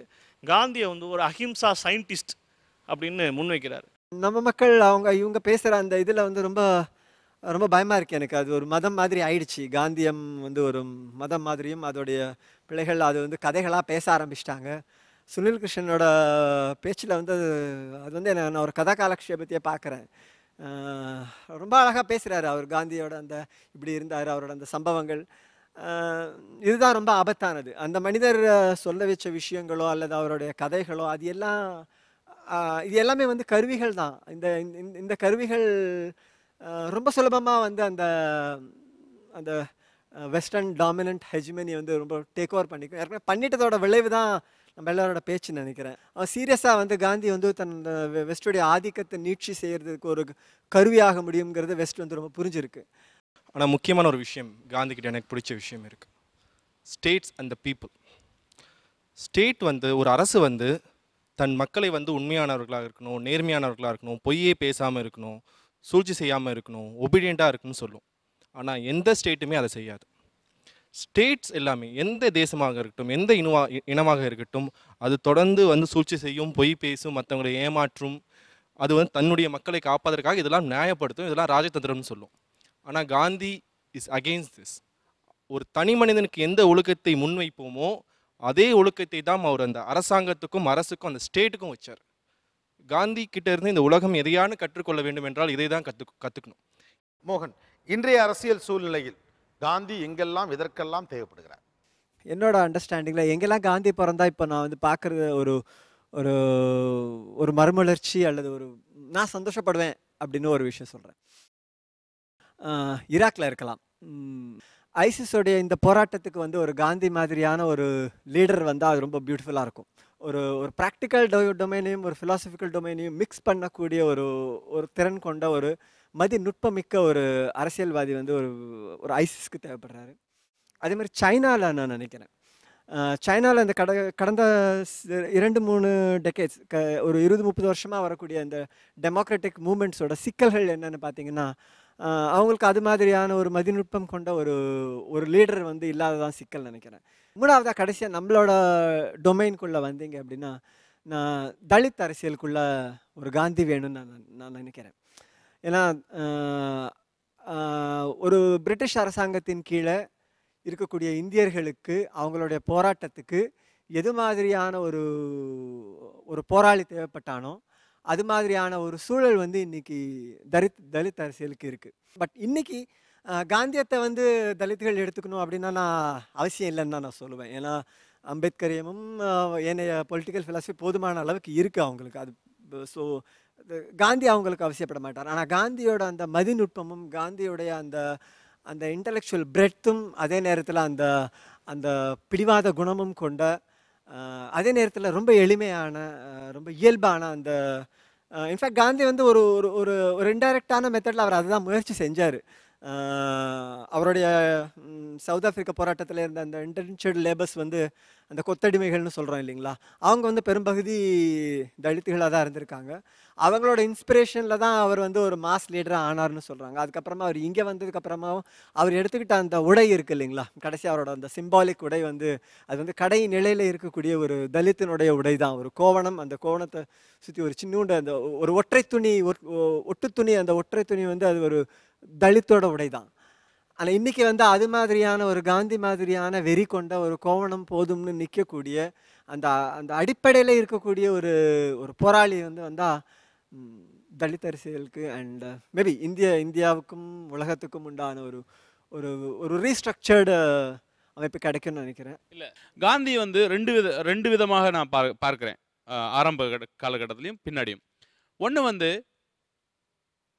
அவர் இந்திய கதைகள் மூலமாக வளர்ந்த குலங்களுக்கு இடையிலான சத்தியங்கள், இந்த இடத்துலேருந்து நான் விலகிக்கிறவேன், அந்த இடத்துலேருந்து நான் விலகிக் கொள்வேன் என்று குலங்களுக்கு இடையிலான சத்தியத்தை புரிந்து கொண்ட சத்தியம் அப்படிங்கிறது, இது என்னுடைய எல்லை, இதுக்கு மேலே நான் போர் செய்ய மாட்டேன், நான் இந்த முறையில் தான் செய்வேன். இப்படி இந்த மாதிரி ஏகப்பட்ட சத்தியங்கள் ஃபோக்ல இருந்து அவர் கற்றுக்கொண்டார். அதாவது நீங்கள் ஹரிச்சந்திர கதையாக இருக்கட்டும் அல்லது அவர் சார்ந்திருக்கக்கூடிய பனியா கம்யூனிட்டியுடைய சத்தியங்கள் இருக்குது, வியாபார சத்தியங்கள் நிறையா இருக்குது, விவசாய சத்தியங்கள் நிறையா இருக்குது. இந்த சத்தியங்களிலிருந்து அந்த பெரிய சத்தியத்தை அவர் புரிந்து கொள்கிறார் அப்படின்னு, அதாவது ஹரிச்சந்திரனுடைய சத்தியம். இரண்டாவது வந்து இங்கிலாந்து பேரரசு தன்னுடைய பேரரசு எல்லாத்துக்கும் சேர்ந்த ஒரு சட்ட அமைப்பை உருவாக்க, சிவில் சட்ட அமைப்பை உருவாக்க தெளிவான ஒரு இதோட இருக்குது. அந்த சட்டத்துக்குள்ளே விளையாடக்கூடிய ஒரு ஆளாகவும் காந்தி நீங்கள் பார்க்கணும். இந்த ரெண்டையும் சேர்த்த ஒரு காம்பினேஷன் இருக்குது, இந்த சத்தியமும் இந்த சட்டமும். ஏன்னா கேம் ஓன் கேம் தான், ரூல் ஓன் ரோல் தான், ஓன் ரூல் தான், அதுக்குள்ளே தான் நான் விளையாடுவேன். காந்தியிசமுடைய சாரம் வந்து மனிதம் தான். இன்றைய இளைஞர்கள் வந்து காந்தி ஒரு இன்டலெக்சுவலாக மட்டும் புரிஞ்சிக்கிட்டா அது முழுமையான காந்தியனா இருக்க முடியாது. அந்த காந்தியனுக்குள்ள ஒரு மனிதம் இருக்கு. எல்லா வேறுபாடுகளையும் தாண்டி இந்தியா முழுமைக்கும் ஒரு ஆன்மா இருக்கு அப்படின்னு புரிஞ்சுக்கிட்ட ஒரு மனிதர் இந்த இந்தியாவுக்கு இப்போ தேவை. இந்த இந்தியா ஒரு தேசமாக இந்தியர்கள் பார்க்க வேண்டும் என்றால் காந்தியுடைய அந்த மனிதத்தன்மையை புரிஞ்சுக்கிறது ரொம்ப அவசியமா இருக்கும். தமிழ்நாடும் காந்தியும், அதாவது இந்த தமிழ்நாடுங்கிற இந்த மாநிலம் அவர் மேல என்னென்ன தாக்கங்களை இந்த தமிழ்நாடு அவருக்கு ஏற்படுத்தியிருக்கு, அதே போல காந்தி என்கிற அவருடைய தாக்கம் தமிழகத்தில் எப்படியெல்லாம் இருந்திருக்கிறது? அதாவது காந்தி வந்து 1890களில் வந்து அங்கே தென்னாப்பிரிக்காவில் இருந்தது வந்து ஒரு முக்கியமான விஷயத்தை குஹா பதிவு பண்ணுறாரு. குஜராத்திகள் வந்து வச்சு அவர் போராட்டங்களை ஆரம்பிக்கும் பொழுது குஜராத்திகள் ஒரு காலத்தில் அவர் விட்டுட்டு போகிற ஒரு சூழல் வருகிற பொழுது தமிழர்கள் தான் அவர் அந்த போராட்டத்தை அடுத்து தொடர்றதுக்கு உதவுறாங்க. அப்போ காந்தி வந்து ஒரு லீடராக எமர்ஜ் ஆகிற அந்த 1890s to 1914 பீரியட் இருக்கு இல்லையா, அதை வந்து தமிழர்கள் தான் முக்கியமான பங்களிப்பு. தில்லையாடு வெள்ளையம்லேருந்து தம்பிநாடுலேருந்து தமிழர்கள் அந்த போராட்டத்தில் கலந்துக்கிறாங்க. அதற்கு பிறகு இங்கே தமிழகத்துக்கு வரும்பொழுது 20களில் காந்தி அப்போ தான் லீடராக எமர்ஜ் ஆகிறார். அப்பயே வாழ்கனி எம்மான்னு பாரதியார் வந்து எழுதி முதல்ல காந்தி அவர் திலகர் கூட இருந்தாலும் காந்தி வந்து ஒரு லீடராக எமர்ஜ் ஆகிறாருங்கிறத கரெக்டாக பாரதி பிடிக்கிறார். அதே மாதிரி தமிழகத்தினுடைய முக்கியமான ஆளுமைகளாக கருதப்படுற ஓமந்தூரார் ஆகட்டும், ஜீவானந்தம் ஆகட்டும், காமராஜர் ஆகட்டும், பெரியார் ஆகட்டும், இந்த மாதிரி தமிழகத்தினுடைய அந்த அரசியல் அந்த அந்த ஸ்பேஸை வந்து ஷேப் பண்ண லீடர்ஸ் இருக்காங்களா, எல்லாரையும் மீட் பண்ணியிருக்கார் காந்தி. அதில் ரொம்ப ஆச்சரியமான விஷயம், ஜீவானந்தம் அவர்களை வந்து 1927 மீட் பண்ணும் பொழுது தான் அந்த கீதையில் வருகிற அந்த வர்ணாசிரமம் பற்றிய கேள்வி வந்து காந்தி பக்கம் ஜீவானந்தம் இருக்கிறார். அதற்கு பிறகு தான் கடிதம் எழுதுகிறார், உங்களை அந்த கேள்வி நான் நைட்டு ஃபுல்லாக வந்து உறுத்துச்சு, என்னுடைய கருத்தை நான் வர்ணாசிரமம் பற்றிய கருத்தை நான் சேஞ்ச் பண்ணிக்கிறேன் அப்படின்னு சொல்கிறார். டால்ஸ்டாய் வந்து இந்திய மரபில் இருக்கக்கூடிய முக்கியமான நூல்கள்லேருந்து கொட்டேஷன் கொடுத்து எல்லாம் ஒரு லெட்டர் டு ஹிந்து எழுதுறாரு. அதில் தான் ஃபஸ்ட்டு காந்தி வந்து திருக்குறளை பற்றி கேள்விப்படுறாரு. அதுக்கு அவர் வந்து என்ன சொல்கிறாருன்னா, திருக்குறளை படிக்கணுங்கிறதுக்காகவே தான் வந்து தமிழ் கற்றுக்கிட்டதா அவர் வந்து பதிவு செய்கிறாரு. திருக்குறள் வந்து ஏற்கனவே வந்து சமண அறம் அவருக்கு பின்னாடி இருக்கும்போது இது மேலும் ஒரு முக்கியமான ஒரு அவர் இதில் வந்து பலம் சேர்க்கிறதா நினைக்கிறேன். நம்முடைய கிராமங்களில் இருந்த சுதந்திர போராட்ட தியாகிகள் யாருன்னு பார்த்தீங்கன்னா மேக்சிமம் காந்தியவாதிகள் தான். என்னுடைய தாத்தா வந்து ஒரு காங்கிரஸ் தியாகி, அவர் வந்து நேரடியாக காந்தியோடு பணியாற்றியவர். அதனால் வந்து எங்களுக்கெல்லாம் வந்து அது கிட்டத்தட்ட வந்து ஒரு ஃபேமிலி ஈவெண்ட் தான் வந்து காந்தின்றது. வந்து இப்படி குடும்பங்கள் வழியாகவே உங்களுக்கு காந்தியை தெரிஞ்சிருக்கு அப்படிங்கிறது ரொம்ப ஆச்சரியமான விஷயம். அவங்களுக்கு அப்படி யாராச்சும் நம்ம தேசத்தில் தலைவர்களை தெரியுமானா அப்படி சொல்ல முடியாது. எங்கே வரைக்கும் நூக்ஸ் அண்ட் கார்னர்ஸ் கனெக்ட் ஆகிருக்காரு, அது குறிப்பாக தமிழ்நாட்டில் கனெக்ட் ஆகிருக்காரு. மதுரையில் தான் எங்களுக்கு காந்தி மியூசியம் இருக்குது. தனிமனித வாழ்க்கையில் சமூக அளவில் அரசியல் ரீதியாக இப்படி பல்வேறு தளங்களில் காந்தியடிகள் எந்த அளவுக்கு ஒரு இன்ஃப்ளூயன்ஸை கிரியேட் பண்ணியிருக்காரு அப்படின்னு பேசிட்டு இருக்காங்க. ஒரு சிறிய இடைவெளிக்கு பிறகு தொடர்ந்து பேசலாம். இது Aachi masala Neeya Naana, powered by NAC Jewellers, co-presented by Sunland. ஒவ்வொரு துளியிலும் எனர்ஜி.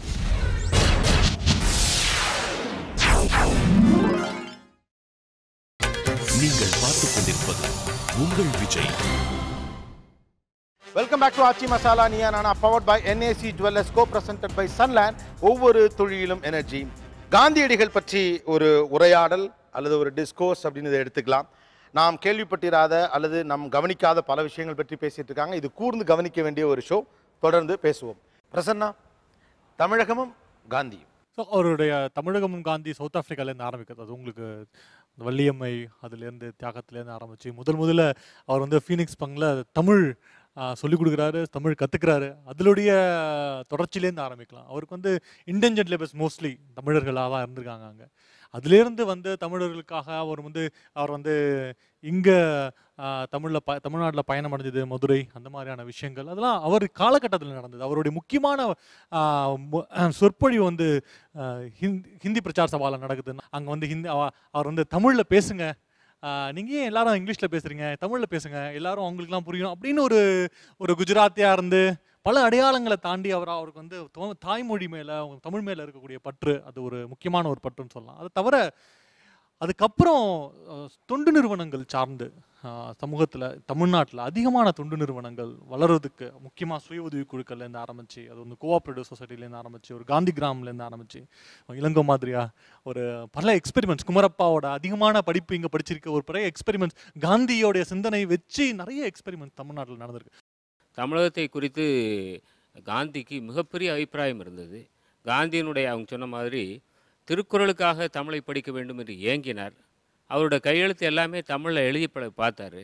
தமிழனுடைய ஒவ்வொரு வார்த்தைக்கும் அர்த்தம் என்னன்னு நிறைய தமிழர்கள் அவரோடு கூட இருந்தாங்க. அவினாசிலிங்கம் செட்டியார் தன்னுடைய நான் கண்ட காந்திங்கிற நூலில் தமிழர்கள் மீது அவர் எவ்வளவு பக்தி வைத்திருந்தாருங்கிறத ஒரு 7-8 பக்கத்துக்கு எழுதிக்கிட்டே போகிறார். தன்னுடைய மகனுக்கு ராஜாஜினுடைய மகளை தமிழ்நாட்டிலே வைத்து சென்னையிலே வைத்து திருமணம் நடத்தி வைத்தார். திருமணம் நடத்தி வைத்ததற்கான செலவு குறித்து ராஜாஜிக்கும் அவருக்கும் பிரச்சனை ஏற்பட்டுச்சு. 287 ரூபா எப்படி நீங்கள் செலவழிக்கலாம் என்று அவரிடம் கோவப்பட்டு கடிதம் எழுதினார். நீங்கள் 15 ரூபாய்க்கு மேலே 30 ரூபா வரைக்கும் தான் செலவழிக்கலாம்னு உங்களுக்கு நான் சொல்லியிருக்கிறேன் அப்படின்னு சொல்லி கடிதம். காந்தியும் தமிழ்நாடுன்றது ஒரு பெரிய ஏரியா. ஏன்னா தென்னாப்பிரிக்காவில் இருந்த பொழுது தமிழர்கள் பெரும்பாலும் காந்தியோட இணைந்து பணி செஞ்சுருக்காங்க. ஆசிரமம் பில் பண்ணுறதுலேருந்து, டால்ஸ்டாய் பண்ணை பில் பண்ணுறதுலேருந்து அவர்கள் பணி செஞ்சுருக்காங்க. தென்னாப்பிரிக்காவினுடைய பிரச்சனைகள், தென்னாப்பிரிக்காவில் செட்டிலான இந்தியரோட பிரச்சனையை பேசுறதுக்காக காங்கிரஸ் கூட்டத்தில் பங்கேற்க சென்னை வர்றார் காந்தி. அவர் அப்போ அங்கே இருக்கார். அப்போதிலிருந்து 1946 இறுதியாக வருகிறார். அது வரை கிட்டத்தட்ட 20-25 முறைகள் தமிழ்நாட்டில் சுற்றுப்பயணம் செய்கிறார். காந்தி 2 விஷயங்கள் தமிழ்நாடு பெரிய மாற்றத்தை உருவாக்கியிருக்கு. ஒன்று அவருடைய ஆடை. தன்னுடைய ஆடையை ஒரே ஒரு வேஷ்டி மட்டும்தான் அணியணும்னு முடிவெடுத்த விடு மதுரை மேலமாசி வீதி. அது ஒரு சிம்பாலிக் சேஞ்ச் ஆஃப் காந்தி நிகழ்ந்த இடம் மதுரை.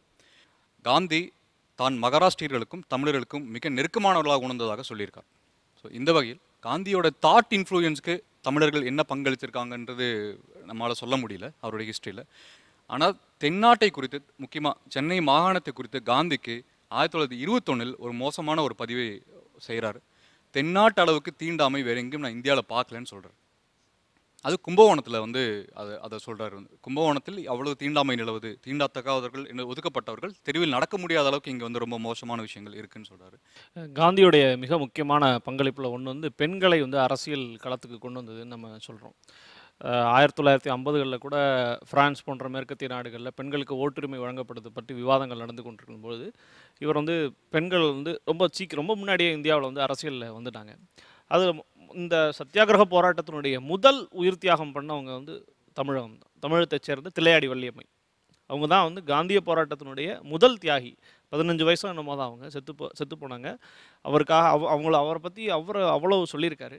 பிறகு 1914 இந்தியாவுக்கு வர்றார். இந்தியாவுக்கு வந்த பிறகு அவர் முதல்ல வரக்கூடிய முதல் 5 வருஷம் பயணங்களில் தான் செலவழிக்கிறார். அப்போ தில்லையாடிக்கு வள்ளியம்மையோட வீட்டுக்கு அங்கே பண்ணுறாரு. ஸோ அந்த இன்டென்ஜர்ட் லேபர்ஸ் பெண்கள் செஞ்ச பங்களிப்பை தான் இந்தியா லெவலில் பெரிய லெவலில் கொண்டு வராரு.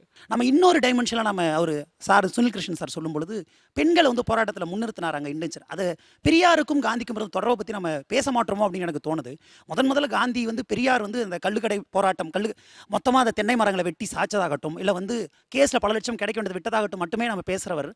பெண்களை வச்சு போராட்டம் தன்னுடைய மனைவியும் தன்னுடைய தங்கையும் போராட்டத்தில் முன்னிறுத்தும் பொழுது காந்தியே பதிவு பண்ணுறார், ஒருவேளை தமிழகத்தில் இந்த போராட்டம் நிற்கணும் அப்படின்னா அந்த போராட்டம் நிற்கிறதுக்கு அங்கே இருக்க 2 பெண்கள் கையில் தான் இருக்குது அப்படின்னு பெரியார் கிட்ட பதிவு பண்ணுறாரு. அதேமாதிரி பெரியாருடைய மூமெண்ட்டில் 2 முக்கியமான விஷயம் இருந்தது. அவர் இந்து மதத்துக்குள்ளேருந்து போராடினார் ஒன்று, இன்னொரு வன்முறையை அவர் கத்தி வச்சுக்கணும்னு சொன்னாரே தவிர ஒரு சின்ன ஸ்பாக் பெரியாருக்கு ஒரு பெரிய மாஸ் மூமெண்ட் இருந்தது. அவர் நினச்சிருந்தா வன்முறையை கட்டுவழுத்து விட்டுருக்கலாம். ஆனால் காந்தியோட அந்த தாக்கம் அவருக்கு தொடர்ந்து இருந்ததுனால கடைசி வரைக்கும் தமிழர்கள் ஆக்கப்பூர்வமான ஒரு பேச்சாகத்தான், ஆக்கப்பூர்வமான ஒரு கலச்செயல்பாடாகத்தான் இருந்திருக்கு. காந்தி இறந்து போனப்போ பெரியார் ஒரு தலையங்கம் திட்டுறார். நான் யாரைத்தான் எதிர்க்கவில்லைன்னு பெரியார் எல்லாரும் கிரிட்டிசைஸ் பண்ணால் அவர் எழுதுகிற அந்த தலையங்கத்தில் நேற்று வரை அவர்களின் காந்தி, இன்று நம்முடைய காந்தி, இனிமேல் இந்துஸ்தான் என்ற இந்த நாட்டிற்கு பெயர் வைக்கக்கூடாது, காந்திஸ்தான் பெயர் வைக்கணும், காந்தி தினம்னு ஒரு தினம் கொண்டாடணும், மதவாதத்துக்கு எதிரான மிகப்பெரிய போரை காந்தி தொடுத்திருக்காரு, அப்போ நம்ம காந்தியை கை கொள்ளணும் அப்படின்னு பதிவு பண்ணுறார். ஆக இந்த காந்தியும் பெரியாரும் அந்த ஒன்று சேர்க்கிற அந்த இடம் இருக்கு இல்லையா, அந்த வகையில் தமிழகத்தின் மீதான அந்த ஒரு தாக்கம் காந்தி நம்ம இந்த வகையில் பார்க்கணும்னு நான் நினைக்கிறேன். 2 முக்கியமான மனிதர்கள் எனக்கு முக்கியமாக ஒன்று ஏகே செட்டியார். காந்தியினுடைய பாதை பயணித்து அவருடைய அவர் ஒளிப்பட சுருள்களை இது பண்ணி அவர் டாக்குமெண்ட் பண்ண ஒரு பெரிய விஷயம். அது உலகத்துக்கு காந்தியத்துக்கு தமிழ் அடித்த ஒரு மாபெரும் கொடைங்கிற ஒன்று முக்கியமானது. 2வது மாப்போ சிவஞானம் தமிழ் தேசியத்தினுடைய குரல். அது எனக்கு ஒரு முதலான குரல்களில் ஒன்று அது. ஆனால் அந்த குரல் ஒரு தமிழுக்காக இந்தியாவையும் இந்தியாவுக்காக தமிழையும் விட்டு கொடுக்க முடியாத ஒரு பிரயத்தனம் அதில் அந்த 2க்கும் நடுவில் ஒரு பேலன்ஸ் இருந்துக்கிட்டே இருந்தது. அது இந்தியாவோட இணைக்கிற ஒரு காரணியாக காந்தியும் நேருவும் இருந்திருக்காங்கிறத மாப்போசியோட எழுத்துக்கள் இருந்து தெரியுது. அதாவது வந்து தமிழ்நாடு பிரிஞ்சு போகிறக்கு 1000 நியாயங்கள் இருக்கலாம், ஆனால் இணைந்திருக்கிறக்கு ஒரு நியாயம் இருக்குன்னு அது காந்தி நேரு அப்படிங்கிற இது அவங்களுக்குள்ளே இருந்ததாக நான் பார்க்குறேன். அந்த எழுத்துக்கள் இருந்து பார்க்குறேன். அது ஒரு பெரிய விஷயம்னு நினைக்கிறேன். அப்போ காந்தி ஒரு இணைக்கும் சக்தியாக ஒரு வெவ்வேறு தேசிய இனங்கள் கொண்ட நாட்டில் காந்தியும் கூட நேருவும் கூட எப்படி ஒரு இணைக்கும் சக்தியாக ஒரு தொன்மமாக இந்த இதில் இருந்திருக்காங்க அப்படிங்கிறத பார்க்க வேண்டியது இருக்குது. ஏன்னா தொன்மமாக எதையுமே புரிஞ்சுக்கிற மரபு தான் தமிழர்களுடைய மரபு. காந்தி இங்கே ஒரு தொன்மமாக தான் அடையாளப்படும். இப்போ காந்தி கிராமில் வந்து அவர் இந்த யூனிவர்சிட்டி இருக்கிற இடம், காந்தி வந்து ரயிலில் நின்று மக்களை பார்த்த இடம், அவ்வளோதான். அங்கே பார்த்தாங்க, அங்கே ரயில் நின்றுது, அங்கே மக்களை பார்த்தாங்க, அங்கே நம்ம ஒரு இன்ஸ்டியூஷன் உருவாக்கி இருக்கிறோம். இப்படி என்ன காந்தி தன்னை ஒரு குறியீடாகவே கொண்டுட்டு போனார். அந்த குறியீடாகவே தமிழ் மக்களுடைய மனதில் பதிஞ்சிருக்கார். அவருக்கு அதுவே போதுமானதாக இருந்தது. காந்தி எப்படி ஒரு இன்டலெக்சுவல் ஐடியாவோ அதே மாதிரி இங்கே வந்து அந்த டைமில் சின்ன சின்ன ஐடியாஸ் வந்து இருந்தது. இப்போ குறிப்பாக வந்து தமிழ்நாட்டோட கோயம்புத்தூர், மதுரை அந்த பெரிய ரீஜனில் வந்து ஒரு 300-350 மில்களுக்கு மேலே இருந்தது. கம்யூனிசம் வந்து ஒரு சித்தாந்தத்தை அவங்களுடைய நலன் குறித்து பேசிகிட்டு இருந்தாங்க. தஞ்சாவூர் பகுதிகளில் வந்து விவசாய தொழிலாளர்கள் மத்தியில் எப்படியாப்பட்ட நலன் இருக்கணும் அப்படின்னு சொல்லி நீங்கள் பேசுனாங்க. இப்போ நீங்கள் வந்து திலகர் மாதிரியான ஒரு ஆளுக்கு வந்து நீங்கள் நேரடியாக வஉசி இருக்கார், வஉசி என்ன பண்ணார் அப்படிங்கிறது நமக்கு தெரியும். ஒரு பொருளாதாரத்தை எதிராக திலகரை போய் பார்க்குறாரு. ஒரு பொருளாதாரத்தை கவுண்டர் பண்ணுறதுக்கு இவன் வந்து உந்துதலாகி வஉசி வந்து தன்னோட எல்லா சொத்துக்கு எல்லாத்தையும் வந்து ஒரு கப்பல் விடுறான்டா அப்படின்றான். அதுதான் இன்னைக்கு நீங்களும் நானும் இந்த இடத்துல வந்து உட்கார்ந்துருக்கோம். இப்படியாப்பட்ட ஒரு ஷோவை வந்து தமிழ்நாட்டில் மட்டும்தான் பண்ண முடியும். ஏன்னா நீங்கள் எந்த ஆளுமே இல்லாமல் சாதாரண ஆடியன்ஸை கூப்பிட்டு பேசுங்கடா அப்படின்ட்டு ஒரு 10 வருஷமாக வந்து ஒரு ஷோவை நீ நடத்துறது அப்படிங்கிறது வந்து தமிழ் மனதினுடைய ஒரு இன்டலெக்சுவல் உரையாடல். இந்த ஷோ வந்து நீங்கள் வேறு யாராலையும் எந்த ஊர்லேயுமே எந்த மொழிலையும் பண்ண முடியாதுன்னா, இந்த மாடர்ன் எஜுகேஷனுங்கிறதுக்கு காந்தியுடைய பங்களிப்பை விட காந்தியுடன் உரையாடிய திராவிடம் சார்ந்த, ஏன்னா நீங்கள் வந்து ஒரு நேரத்தில் வந்து அங்கே எல்லா இடத்துலையும் வந்து நீங்கள் பார்த்தீங்கன்னா காந்தி, சர்வோதயம், சத்தியாகிரகம் அப்படின்லாம் போயிட்டுருக்கு. ஆனால் இங்கே இருந்த சமூக சாதிய அல்லது சமூக முறைகளோடு அந்த காலத்தில் இருந்த சிங்காரவேலர், பெரியார் மாதிரியான ஆட்கள் செய்த உரையாடல் தான் அதிகம்னு நான் நினைக்கிறேன். நாம் வந்து எப்போதுமே ஒரு தேசிய அரசியலோடு அல்லது ஒரு தேசியத்தோடு ஒரு உரையாடலை வச்சுட்டே இருக்கும். அப்படியாப்பட்ட ஒரு உரையாடலை காந்தி இருந்தபோதும் இங்கே நாம் செஞ்சுட்டே தான் இருந்தோம். தமிழர்களுக்கு தேசிய முக்கியமா அல்லது தமிழ்நாடு என்ற தனி அடையாளம் முக்கியமா? இது ரெண்டுமே முரண்பாட்டோட இருக்கா, இல்லை ஒன்று சேர்ந்து பயணிக்குதா அப்படிங்கிற கேள்வி வந்து இட்ஸ் $1 மில்லியன் கொஸ்டின் தான் சொல்லணும். உண்மையிலேயே தேசிய எழுச்சிக்குள்ளே வரும்பொழுது காந்தி என்ற ஒரு எலமெண்ட் இல்லைன்னா தமிழர்கள் தேசியத்துக்கு எந்த விதத்திலையும் என்றும் ஏற்றுக்கொள்றதுக்கு தயாராக இல்லை. ஏன்னா இந்த சமரச திட்டம் தமிழர்களுக்கு ரொம்பவும் பிடித்திருந்தது. ஏன்னா அவர் உரையாடின விதமும் அவர் கொண்டு வந்த போராட்ட வடிவமும் தமிழர்கள் பிடித்தது. ஏன்னா இன்னொரு கணக்கை நீங்கள் எடுத்து பாருங்கள், other side of the independence ஸ்ட்ரகிளில் நேதாஜியோடைய படையில் இருந்தது அதிகமாக இருந்தது யார்? தமிழர்கள், பஞ்சாபியர்கள், இஸ்லாமியர்கள், சிக், இப்படி ஒரு 4 இனங்களை தான் நீங்கள் அவருடைய போராட்டத்தில் ஃபுட் சோல்ஜர்ஸாக பார்க்க முடியும். அப்படி பார்த்தீங்கன்னா தேசியத்தில் நம்ம இவ்வளவு பார்ட்டிசிபேட் பண்ணியும் கூட, அதாவது இந்த விடுதலை போராட்டத்தில் இவ்வளவு தமிழர்கள் பங்களித்தும் கூட நம்மளோட பங்களிப்பு இன்றைய அரசுகள், அதாவது சுதந்திர போராட்டத்துக்கு பின்னாடி வந்த அரசுகள் சுத்தமாக புறக்கணிச்சிருக்காங்க. அது யாரோடைய கோளாறுன்னு எனக்கு தெரியல. அது தமிழர்களை சரியாக பிரதிநிதித்துவப்படுத்தாத ஒரு கோளாறு. அதுதான் பிரச்சனை. அப்புறம் காந்தியை வந்து தமிழர்கள் கடைசி வரை கொண்டாடிட்டு தான் இருக்க போகிறாங்க. தென்னிந்தியா மட்டும் இல்லை, மொத்த இந்தியாவை பிரதிபலித்த ஒரே நபராக காந்தி இருக்கிறார். எனக்கு தெரிய வந்து இந்த அளவுக்கு வந்து இந்தியா முழுதும் பாதிப்பு ஏற்படுத்திய ஒரே நபர் காந்தி மட்டும்தான், வேற யாருமே எனக்கு தெரியல. இப்போ நம்ம வந்து காந்தி தமிழகம் அப்படின்ற ஒரு ஹிஸ்டாரிக்கல் பெர்ஸ்பெக்டிவ்ல நம்ம எல்லாரும் பேசணும், அவர் வந்தது போனதுன்னு சொல்லிட்டு. இப்போ சமகாலத்தினுடைய தமிழ்நாட்டினுடைய அரசியல் எப்படி காந்தியத்தோட தொடர்பு உள்ளது அப்படின்னு நம்ம பார்க்குறது ரொம்ப முக்கியமான விஷயம். இப்போ கடந்த ஒரு 5-6 வருஷமாக தமிழ்நாட்டினுடைய 3 முக்கியமான அரசியல் போராட்டங்கள் நடந்து வருகின்றன. அரசியல் கோரிக்கையில் இருந்து ஒன்று தூக்கு தண்டனை எதிர்ப்பு, அபாலிஷன் ஆஃப் கேபிட்டல் பனிஷ்மெண்ட்டை நம்ம தமிழர்கள் இன்றைக்கு இந்தியாவில் முன்வைக்கக்கூடிய ஒரே மாநிலமாக நாம் இருக்கிறோம். 2வது அணு உலை எதிர்ப்பு, 3வது இனப்படுகொலைக்கான எதிர்ப்பாக இந்த 3 விஷயங்களையுமே நாம் காந்தியினுடைய மோட் ஆஃப் ஸ்ட்ரகிள், அகிம்சா வழியாக நடத்தி கொண்டிருக்கிறோம். நம்ம இன்றைக்கு எல்லா யங்ஸ்டர்ஸும் இங்கே இருக்கிற கல்லூரி மாணவர்கள் தான் சமீபத்தில் நம்ம வந்து ஈழ ஆதரவு, இனப்படுகொலைக்கு எதிரான ஒரு விஷயத்தை மிகப்பெரிய அளவில் முன் வச்சாங்க. ஸோ இப்போ காந்தியினுடைய அரசியல் பொருத்தப்பாடு இந்தியாவில் வேறு எந்த மாநிலத்தை விட தமிழகத்தில் இன்னும் துடிப்பாக பின்பற்றப்படுகிறது. அவருடைய வழிமுறையின்படி அப்படின்றத நம்ம பொருத்தி பார்க்கலான்னு தோணும். தனிமனித வாழ்க்கையில், சமூக அளவில், அரசியல் ரீதியாக இப்படி பல்வேறு தளங்களில் காந்தியடிகள் எந்த அளவுக்கு ஒரு இன்ஃப்ளூயன்ஸை கிரியேட் பண்ணியிருக்காரு அப்படின்னு பேசிட்டு இருக்காங்க. ஒரு சிறிய இடைவெளிக்கு பிறகு தொடர்ந்து பேசலாம். இது Aachi masala Neeya Naana, powered by NAC jewellers, co presented by Sunland. ஒவ்வொரு துளியிலும் energy.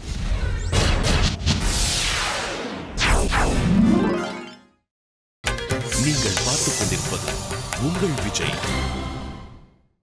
Welcome back to Aachi masala Neeya Naana, powered by NAC jewellers, co presented by Sunland. ஒவ்வொரு தொழிலும் எனர்ஜி. காந்தியடிகள் பற்றி ஒரு உரையாடல் அல்லது ஒரு டிஸ்கோர்ஸ் அப்படின்னு இதை எடுத்துக்கலாம். நாம் கேள்விப்பட்டிராத அல்லது நம் கவனிக்காத பல விஷயங்கள் பற்றி பேசிட்டு இருக்காங்க. இது கூர்ந்து கவனிக்க வேண்டிய ஒரு ஷோ. தொடர்ந்து பேசுவோம். அதாவது ஒரு சில சம்பவங்கள் வந்து லைஃப்ல நமக்கு வந்து பா எப்படி இது சாத்தியப்பட்டது, எவ்வளோ பெரிய மனுஷப்பா அப்படின்னு நமக்கு தோண வைக்கும். அப்படி காந்தி நிறைய இன்சிடென்ட்ஸ் இருக்குது. காந்திங்கிறப்போ நிறைய சம்பவங்கள், நிறைய நிகழ்வுகள் நம்ம பேசியிருக்கோம். பர்சனலாக உங்களுக்கு அவருடைய வாழ்வில் நீங்கள் கேள்விப்பட்ட, நீங்கள் படித்த அல்லது நீங்கள் தெரிந்து கொண்ட எந்த ஒரு குறிப்பிட்ட இன்சிடென்ட் உங்களை மலைக்க வைக்கிறது? இன்னொன்று வந்து எனக்கு சின்ன வயசுலேருந்து காந்தியை பற்றி யோசிக்கும் போது எப்பயுமே என் மனதில் ஓடிக்கொண்டே இருக்கக்கூடிய ஒரு சின்ன பெயின் வந்து காந்தியுடைய கடைசி நாட்கள் இருக்குல்ல, அவருடைய வாழ்க்கை முழுவதும் அவர் வந்து எதற்காக முயற்சி கொண்டு இருந்தாரோ அது கிட்டத்தட்ட தோல்வியில் தான் முடிஞ்சுது.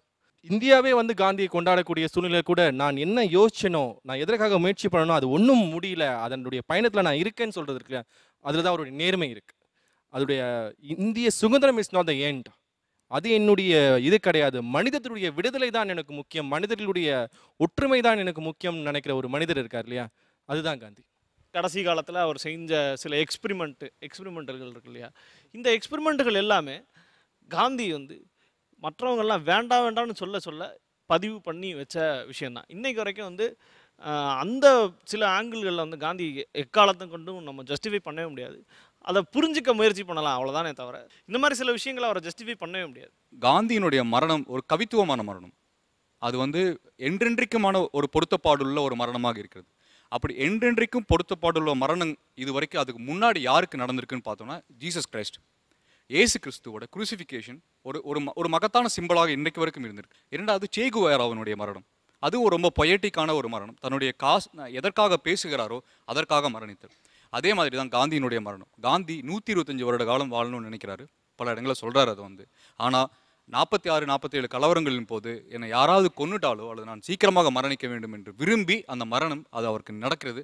ஆஸ் அ ஃபிக்ஷன் ரைட்டர் காந்தியினுடைய மரணம் என்னை வந்து அவர் சோர்ஸ் ஆஃப் இன்ஸ்பிரேஷனாக பார்க்க வைக்குது. முக்கியமான ரொம்ப பாதித்தது வந்து நவகால் யாத்திரை. அந்த 1946 அது சுதந்திரம் அடைகிற வரைக்கும் அது எவ்வளோ தூரம் படித்தாலும் அழுக வரக்கூடிய ஒரு விஷயம். அந்த மாதிரி ஒரு ஆளுமை இன்றைக்கெலாம் நினச்சே பார்க்க முடியாது. இன்னொன்று வந்து அவர் காங்கிரஸ் மாநாடுக்கு முதல்ல வரும்போது அங்கே இருக்கக்கூடிய கக்கூசை கழுவுறாரு, அதுதான் அதிகமான நேரம் செலவழிக்கிறாரு. இப்படி இருக்கே அவங்க ஒரு பெரிய மாநாடு, அவர் வந்து சவுத் ஆப்பிரிக்காவில் இருக்கிற பிரச்சனைகளை பற்றி காங்கிரஸுக்கு சொல்லணும்னு வராரு. ஆனால் அதெல்லாம் மறந்துட்டு அங்கே இருக்கக்கூடிய மாநாட்டுக்கு வந்து ஒரு கக்கூஸ் கழுவுறதுக்கான ஒரு வேலை பார்க்குறாரு. அப்புறம் இந்த இன்சிடென்ட் ரொம்ப சாதாரணமாக நமக்கு தோணலாம், அது வந்து என்ன, ஆனால் எனக்கு அது ஒரு பெரிய எழுச்சியை கொடுத்தது. எனக்கு காந்தின்றது அவர்கிட்ட ஒரு லாங்குவேஜ் இருந்தது இல்லைங்களா, அதில் ஒரு அவர் சொன்ன கவிதை, அவரோட லாங்குவேஜில் ஒரு கவித்துவம் இருந்தது தான் எனக்கு படுது. ஒரு இலக்கிய வாசகனாக பார்க்குறப்போ அதில் ஒரு லாங்குவேஜில் ஒரு கவித்துவம் இருக்குது. என்னென்னா அவர் எல்லா ஒரு விஷயத்தையும் ஒரு ஷார்ட்டாக அதே நேரம் வந்து ஒரு கவித்துவமாக சொல்லியிருக்காரு. அவர் புகழ்பெற்ற கோட் இருக்குது, இந்த nature has been enough to satisfy to everyone's need but not anyone's greed. அது எவ்வளோ சுருக்கமாகவும் எவ்வளோ நேர்த்தியாகவும் இருக்குது. அப்புறம் இன்னொரு இடத்துல அவர் சொல்கிறார் பிரார்த்தனையை பற்றி கொஸ்டின் பண்ணுறப்ப அவர் சொல்கிறாரு, இதயமற்ற வார்த்தைகளை விடவும் வார்த்தைகளற்ற இதயம் ரொம்ப அழகானது. அவரால் ஒரு இன்டலெக்சுவலி இருக்க முடியுது, ஒரு பாமரனுக்கு புரிகிற மாதிரியும் பேச முடியுது அப்படிங்கிற ஒரு விஷயம். நம்ம ஒருத்தர் நமக்கு வந்து பணம் கொடுக்குறாரு, நம்மளை ஒருத்தர் காப்பாற்றுற, நம்ம ஒருத்தர் புரவலராக இருக்கார் அப்படின்னா அவர் எதுக்கு நம்ம யோசிப்போம். அம்பாலால் சாராபாய் வந்து காந்திக்கு வந்து புரவலர் பண்ணி எல்லா உதவியும் பண்ணுறாரு. ஆனால் அகமதாபாத்தில் மில் தொழிலாளர் போராட்டம் நடக்கும்போது அம்பாலால் சாராபாய்க்கு எதிராக நிற்கிறாரு. அவருடைய சகோதரியும் கூட சேர்ந்து போராட்டம் பண்ணுறாரு. நம்ம எது உண்மையோ அவருடைய சபர்மதி ஆசிரமம் வந்து திவாலாகிற நிலைமையில பணம் கொடுத்து காப்பாற்றினா அதே அம்பாலால் சாராபாய் எதிர்த்து நிற்கணும், எளியவர்கள் பக்கம் நிற்கணும் அப்படிங்கிற அந்த ஒரு விஷயம். தன்னுடைய மனைவியிடமிருந்து, தன் மனைவி அவர் நடத்திய விதத்திலிருந்து, அவரோடு சிறு வயதில் உறவு கொண்டதிலிருந்து எல்லாவற்றையுமாக பேசுகிறார். அது பேசிட்டு என்ன சொல்கிறாருன்னு சொன்னால், நான் கஸ்தூரிபாய் என் மனைவியிடமிருந்து நான் கற்றுக்கொண்ட விஷயங்கள் அதிகம். பெண்கள் குறித்து எனக்கு ஒரு மிகப்பெரிய தெளிவை எனது மனைவி ஏற்படுத்தி கொடுத்தாள். அவளை நான் போகப் பொருளாக உபயோகப்படுத்தினேன். ஆனால் அவள் போகப் பொருளையும் தாண்டி ஒரு காலகட்டத்தில் எனக்கு தாயாகவும் மேதையாகவும் எனக்கு பாடம் சொல்லித் தருகிற ஒரு பெரிய மந்திரியாகவும் இருந்தாள் என்பதையும் ஒப்புக்கொள்கிறார். இன்னொரு பக்கம் சொல்கிறாரு, பெண்ணுரிமை பற்றி அவர் பேசும்போது சொல்கிறார், நான் மட்டும் பெண்ணாக பிறந்திருந்தேன்னா பெண்களை போகப் பொருளாக நினைப்பதை குறித்து எதிர்த்து கலகம் செய்திருப்பேன், என் வாழ்க்கை முழுவதும் அந்த கலகம்தான் நடந்திருக்கும் அப்படின்னு சொல்கிறார். கிட்டத்தட்ட 1900 ஸ்டார்டிங்லேருந்து அவர் சவுத் ஆஃப்ரிக்காவில் போன ஒரு 5-6 வருஷத்துக்குள்ளேயே ஓரளவுக்கு அங்கே இருக்கிற சூழல் புரிய வந்ததுலேருந்து அவர் வந்து அந்த தமிழ் மக்களுடைய பிரச்சனையை உணர்ந்த நாள் முதற்கொண்டு அதை பற்றி பேசிட்டு வர்றாரு. ஆனால் ஒரு சம்பவம் இருக்குது. 1935 அந்த பீகாரில் ஒரு நில அதிர்ச்சி நடந்த ஒரு மிகப்பெரிய ஒரு நேச்சுரல் டிசாஸ்டர் அது.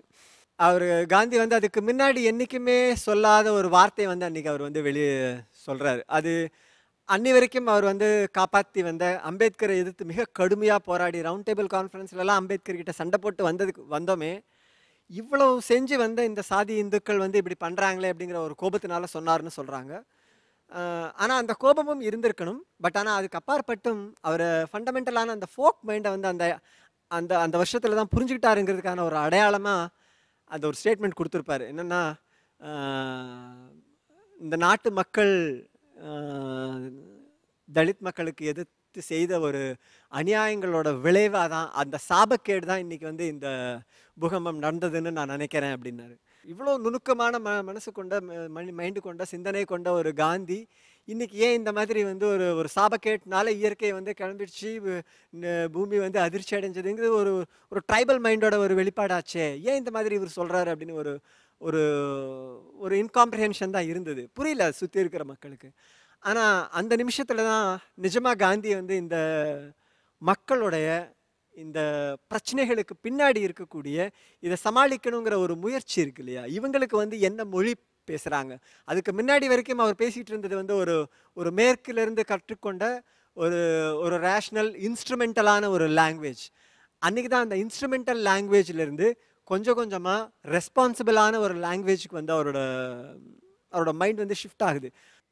ஆக்சுவலாக இந்த இளம் தலைமுறைக்கும் அல்லது அடுத்து வரப்போகிற தலைமுறைக்கும் காந்தியிசம் இதை எந்த குறியீடுகள் மூலமாக எப்படி இவர்களிடம் முன்னெடுத்து செல்வது? இப்போ எந்தெந்த இஷ்யூஸ் வழியாக, அதாவது இஷ்யூஸ் வழியாக தான் இனிமேல் வந்து காந்திசம் வந்து ப்ராபகேட் ஆக முடியும். மறுபடியும் வந்து கோ பேக் டு இந்த யூட்டோப்பியன் ட்ரீம்ஸுக்கு வந்து இங்கே வந்து வேலை இல்லை. இது வந்து காந்திசத்தை ப்ராபகேட் பண்ணுறதுக்கு டெக்ஸ்டுவலாவோ இல்லை பேச்சு வழியாவோ எந்த பெரிய பலனும் வராது. ஆக்ஷன் மட்டும்தான் வந்து காந்தியையும் காந்திசத்தையும் தொடர்ந்து வந்து உயிர் போட வைக்கணும்னு நான் நினைக்கிறேன். இந்தியன் மிடில் கிளாஸ் வந்து காந்தியை தான் ஒரு ஐடியலிசமாக வச்சுட்டு இருந்தது 1960 and 70s வரைக்கும். அது வந்து அந்த ஐடியலிசம் மேலே போக போக அது ஒரு பாயிண்ட் ஆஃப் டைமுக்கு அப்புறம் நான் ஃபாலோ பண்ண முடியாது அப்படின்னு ஆன உடனே அந்த ஐடியலிசத்துக்கு அப்படியே டோட்டல் ஆப்போசிட்டாக வந்து இந்தியன் மிடில் கிளாஸ் மாறிச்சுன்னு சொல்கிறாரு. ஸோ காந்தி சுற்றி இருக்கக்கூடிய அந்த ஐடியலிசத்தை உடைச்சிட்டு அவர் எவ்வளோ ப்ராக்டிக்கல் மேனாக இருந்தார், அன்றாட பிரச்சனைகளுக்குரிய தீர்வை வந்து காணக்கூடியவர் அவர் இருந்தார். ஸோ காந்திசம்ன்றது சாத்தியமான ஒரு விஷயம் அப்படின்றத வந்து நம்ம யங்ஸ்டர்ஸ் கிட்ட கொண்டு போய் சேர்க்கணும். 80களில் நீங்கள் கிராமங்களில் வீடுகளில் விசிட் பண்ணியிருக்கீங்களான்னு தெரியல. பொதுவாக அந்த காலத்தில் ஃபோட்டோகிராஃபின்றது ஒரு பெரிய ஃபோட்டோகிராஃபின்றதே பெரிய விஷயம் தான். வீட்டில் ஒரு அப்பா அம்மா காந்தி ஃபோட்டோ இருக்கும், எல்லார் வீட்லேயும் Gandhi photo, Nehru photo, Bharathiyar photo, இது மூணுமே இருக்கும். இந்த மாதிரிகளில் அவங்க புழங்கக்கூடிய பொருட்களின் வழியாகவும் அவங்களுடைய அவங்களை சென்று சேரக்கூடிய உணவுப் பொருள் எல்லாத்துலேயுமே வந்து நமக்கு இதை கொண்டு சேர்க்கக்கூடிய வழிமுறைகளை கண்டுபிடிக்கணும். இப்போ சிக்கி கடலை மிட்டாய் வந்து ஸ்கூலில் வந்து ரெக்கமெண்ட் பண்ணுறாங்க. நான் என்னுடைய பையனுடைய ஸ்கூலில் வந்து சாக்லேட் இஸ் பேண்ட். அவங்க என்ன சொல்கிறாங்கன்னா வந்து கிராமங்களில் செய்யக்கூடிய கடலை மிட்டாயை நீங்கள் பிறந்த நாளுக்கு பரிசீலி குழந்தைகளுக்கு கொடுங்கன்றாங்க. எனக்கு ரொம்ப ஆச்சரியமாக இருந்தது. இந்த ஒரு முடிவு வந்து ரொம்ப முக்கியமான முடிவு. இது வந்து இங்கே பனை வெள்ளம் செத்துட்டு இருக்கு. இந்த இடத்துல வந்து ஒரு பள்ளிக்கூடம் இப்படி ஒரு முடிவு எடுக்கிறதே ஒரு காந்தியின் முடிவாக தான் நான் பார்க்குறேன். சமூக செயல்பாடுகளில் காந்தியவாதிகள் தவறுன இடங்கள் முக்கியமாக ஆல்கஹாலிசத்தில் பெரிய சிக்கல் இருக்கக்கூடிய ஏரியாக்களில் காந்திசத்துடைய நடைமுறைவாதத்தை காந்தியவாதிகள் எடுத்து வைக்காமல் கிராமங்களில் தத்தளித்துட்டு இருக்கக்கூடிய இளைஞர்கள்ட்ட காந்தியவாதிகள் போய் சேரல. இவங்களுமே ஒரு மேடை பேச்சாளர்களாக மாறினதோடைய சிக்கல் இது. ரெண்டாவது வந்து களத்தில் இறங்கி செயல்படுற காந்தியவாதிகள் மிக குறைவாக இருக்காங்க. இப்போ டீ கல்லுப்பட்டி பக்கத்தில் அதே ஊருக்கு பக்கத்தில் ஒரு ஜேசி குமரப்பாவுடைய மாடலில் ஒரு எக்கனாமிக் ஃபார்ம் இருக்குது, பாமைன் நடத்திட்டு இருக்காரு. இதெல்லாம் வந்து இங்கே காந்தி செயல்பாட்டாளருக்கு நிறைய தெரியாது. அவங்களே சொந்தமாக சட்டை செஞ்சு அவங்களே சொந்தமான சாயம், அதாவது இயற்கை சாயம் தயாரித்து அவங்களே தயாரிச்சுலாம் வித்துட்ருக்காங்க. இதை மார்க்கெட் பண்ணுறதுக்கோ இதை பற்றி பேசுகிறதுக்கோ பொதுவாகவே அந்த மாதிரியான செயல்பாடுகளில் வந்து காந்தியவாதிகள் விலகி அவங்க நகர்ப்புறமாகவும் மேற்கத்திய ஆடியன்ஸுக்கு தேவையான ஒரு விஷயங்களாகவும் கொண்டு போயிட்டுருக்காங்க. ஏன்னா இந்தியாவுக்குள்ள உள்ள சிக்கல்களுக்கு தேவையான தீர்வு தீர்வுகளை இன்றைய காந்திவாதிகள் வைக்கலன்ற ஒரு குற்றச்சாட்டை தான் நான் இங்கே வைக்க விரும்புகிறேன். அந்த ஸ்பேஸ்லேயே நீங்கள் ஒர்க் பண்ணல, அந்த ஸ்பேஸுக்குள்ளே நீங்கள் வந்த பிற்பாடு தான் எது சிம்பிள் எது தேவை, களத்தின் தேவை பொறுத்து நீங்கள் வந்து அந்த சிம்பிள்களை தேர்ந்தெடுத்துக்கொள்ளலாம். அதுக்கான வாய்ப்புமே திறந்து தான் இருக்குது. இளங்கோரங்கசாமி சார், உங்கள் மனசுலேருந்து சொல்லுங்கள், இன்னைக்கு காந்திசம் இவங்கள்ட்ட கொண்டு போய் சேர்க்கணும். நான் சொல்றதுன்னா காந்தியை கொண்டு போய் சேர்க்கறது இல்லை, அந்த காந்திசத்தால் ஈர்க்கப்பட்டு ஒரு விஷயத்துக்கு இவங்க வரணும் அப்படின்னா இன்னைக்கு இவங்க கிட்ட எப்படி இந்த காந்திசத்தை கொண்டு போய் சேர்க்குறது, அதுக்கான டூல். அண்ணா ஹசாரே அவர் காந்தியை பற்றியும் படிக்கல, காந்தியை பற்றியும் எழுதலை. பட் அவர் காந்திய வழியில் கூட செய்யறேன்னு சொல்லலாம். அவர் ஊரை புனர்நிர்மாணப்படுத்தி ஒரு மாடல் ஆக்கி காட்டுறாரு. ஆட்டோமேட்டிக்காக காந்தியோட அவர் மக்களே கம்பேர் பண்ணிக்கிறாங்க. எங்கேயோ போகிறவங்கெல்லாம் இவர் காந்தியை நினச்சது சொல்கிறாருன்னு செய்கிறாருன்னு சொல்கிறாங்க. அதே மாதிரி இப்போ நான் எங்கேயோ ஒரு கிராமத்தில் சின்ன வேலை செஞ்சுட்டு இருக்கும்போது, கிராமத்தில் இப்போ நானே ஒரு சயின்டிஸ்டாக இருந்து விஞ்ஞானத்தின் மூலமாக கிராமங்களை எப்படி மாற்ற முடியும்னு ஒரு என்ஜிஓ ஆரம்பித்து நான் பண்ணியிருந்தா இந்த அளவுக்கு பேசப்பட்டிருக்க மாட்டோம். கிராம வளர்ச்சின்னு போனதுனால ஆட்டோமேட்டிக்காக காந்தியை உள்ளே கொண்டு வரேன். நான் காந்தியன் எங்கேயும் சொல்லிக்கவே இல்லை. பட் எங்கே பார்த்தாலும் Ilango is a Gandhian, I am not a Gandhian, நான் காந்தியன்னு சொல்லவே இல்லை, காந்தியன்னு எங்கே பார்த்தாலும் சொல்கிறாங்க. அங்கங்கே களத்தில் தான் அவர் சொன்ன மாதிரி ஆக்ஷன். அந்த ஆக்ஷன் என்னவா இருக்கலாம்னா, அது எங்கேயும் ஒரு கார்பரேட்டில் உட்காந்து சென்னை மாநகரத்தில் இன்னும் கொஞ்சம் தங்கமாக மாற்றுறதுல அந்த ஆக்ஷன் பொருந்தாது. அது கிராம வளர்ச்சியாக இருக்கலாம், அல்லது சென்னை மாநகரத்துக்கு ஒரு குடிசை பகுதிக்கு போயிட்டு அந்த குடிசை பகுதியில் தூய்மையான மக்கள், நல்ல படிப்பு, சுத்தமாக இருக்கு அப்படின்னு பண்ணீங்களா ஆட்டோமேட்டிக்காகவே நீங்கள் எந்த பிராண்டில் பண்ணாலும் ஆட்டோமேட்டிக்காக காந்தி ஆயிடுவீங்க. நீங்கள் காந்தியை நிறைய படிக்கிறோம், காந்தி தியரியை படிக்கிறோம், காந்தியை பற்றி கருத்துக்களை படிக்கிறோம், விமர்சனத்தை படிக்கிறோம். அதெல்லாம் தாண்டி காந்தி செய்த மாதிரி இருக்கிற மேட்ச் ஆகிற காரியங்களை களத்தில் செய்யும்போது ஆட்டோமேட்டிக்காக இட் வில் அட்ராக்ட் எம்பிஏஸ்லேருந்து பிடெக்லேருந்து எல்லாரையுமே அது அட்ராக்ட் பண்ணும். அப்போ ஆக்ஷன் தான் எக்ஸ்ட்ரானரி. ஆக்சுவலாக ரெண்டு இளங்கோவுமே அந்த லைனை அடிச்சிட்டாங்க. கரண்ட்டில் இறங்கி இந்த ஃபீல்டுக்குள்ளே அவருடைய அந்த தாட்ஸை எக்ஸிக்யூட் பண்ணக்கூடிய ஆட்கள் யாராக இருந்தாலும், அது தெரிஞ்சு செய்கிறாங்களோ தெரியாமல் செய்கிறாங்களோ, இதை காந்தி சொன்னார்னு செஞ்சாங்களா, காந்தி சொன்னதுக்கு அவங்களுக்கே புரிஞ்சு செஞ்சாங்களோ, பட் காந்தி இசத்தை அல்லது இந்த நல்ல விஷயம்னு நினைக்கப்படக்கூடிய விஷயத்தை களத்தில் இறங்கி செய்கிற எல்லாரையும் காந்தியாக இந்த சமூகம் ஏற்றுக்கொள்ளுது. அதே மாதிரி இன்னொரு பக்கம் ஒரு எலைட்டான இப்போ இங்கே நடந்த மாதிரியான ஒரு டிஸ்கோர்ஸ் நடக்கணும். அதாவது பற்றின டிஸ்கோர்ஸ் உரையாடல்கள் தொடர்ந்து நடந்து கொண்டே இருக்கணும். ஏன்னா அப்போ தான் அது பற்றி அந்த உரையாடல்கள் தொடரும் போது தான் அது பற்றின அறிமுகங்கள் கூடுதலாக கிடைக்கும். ஸோ இது வந்து பேரலாக ரெண்டு நடக்கணும். இன்டலெக்சுவல் டிஸ்கோர்ஸ் ஒரு பக்கம் நடக்கணும் ஆரோக்கியமாக, இன்னொரு பக்கம் களத்தில் இறங்கி பணி செய்யக்கூடிய காந்திய சிந்தனையோடு ஒட்டிய பணிகளை செய்யக்கூடிய மனிதர்களும் அதிகரித்து கொண்டே போகணும். திருச்சி மங்கள் வழங்கும் ஒரு கிஃப்ட் வவுச்சர் அவருக்கு கொடுக்குறோம். வாழ்த்துக்கள் sir, thanks a lot, good luck sir, thank you. Modern இண்டஸ்ட்ரியில் இருந்தாலும் பிரசன்னா உங்களுக்கு அந்த பரிசை கொடுக்குன்னு நினைக்கிறேன். Trichy London hardwares and plywood வழங்கும் ஒரு கலர் டிவி பரிசு. வாழ்த்துக்கள், தேங்க்யூ சார். நிகழ்ச்சியில் கலந்து கொண்ட அனைவருக்கும் கோபிநாத்தின் நெஞ்சார்ந்த நன்றிகள். மீண்டும் இன்னொரு சந்தர்ப்பத்தில் பேசுவோம். இது Aachi Masala Neeya Naana, powered by NAC jewellers, co presented by Sunland. ஒவ்வொரு துளியிலும் எனர்ஜி. நன்றி, வணக்கம்.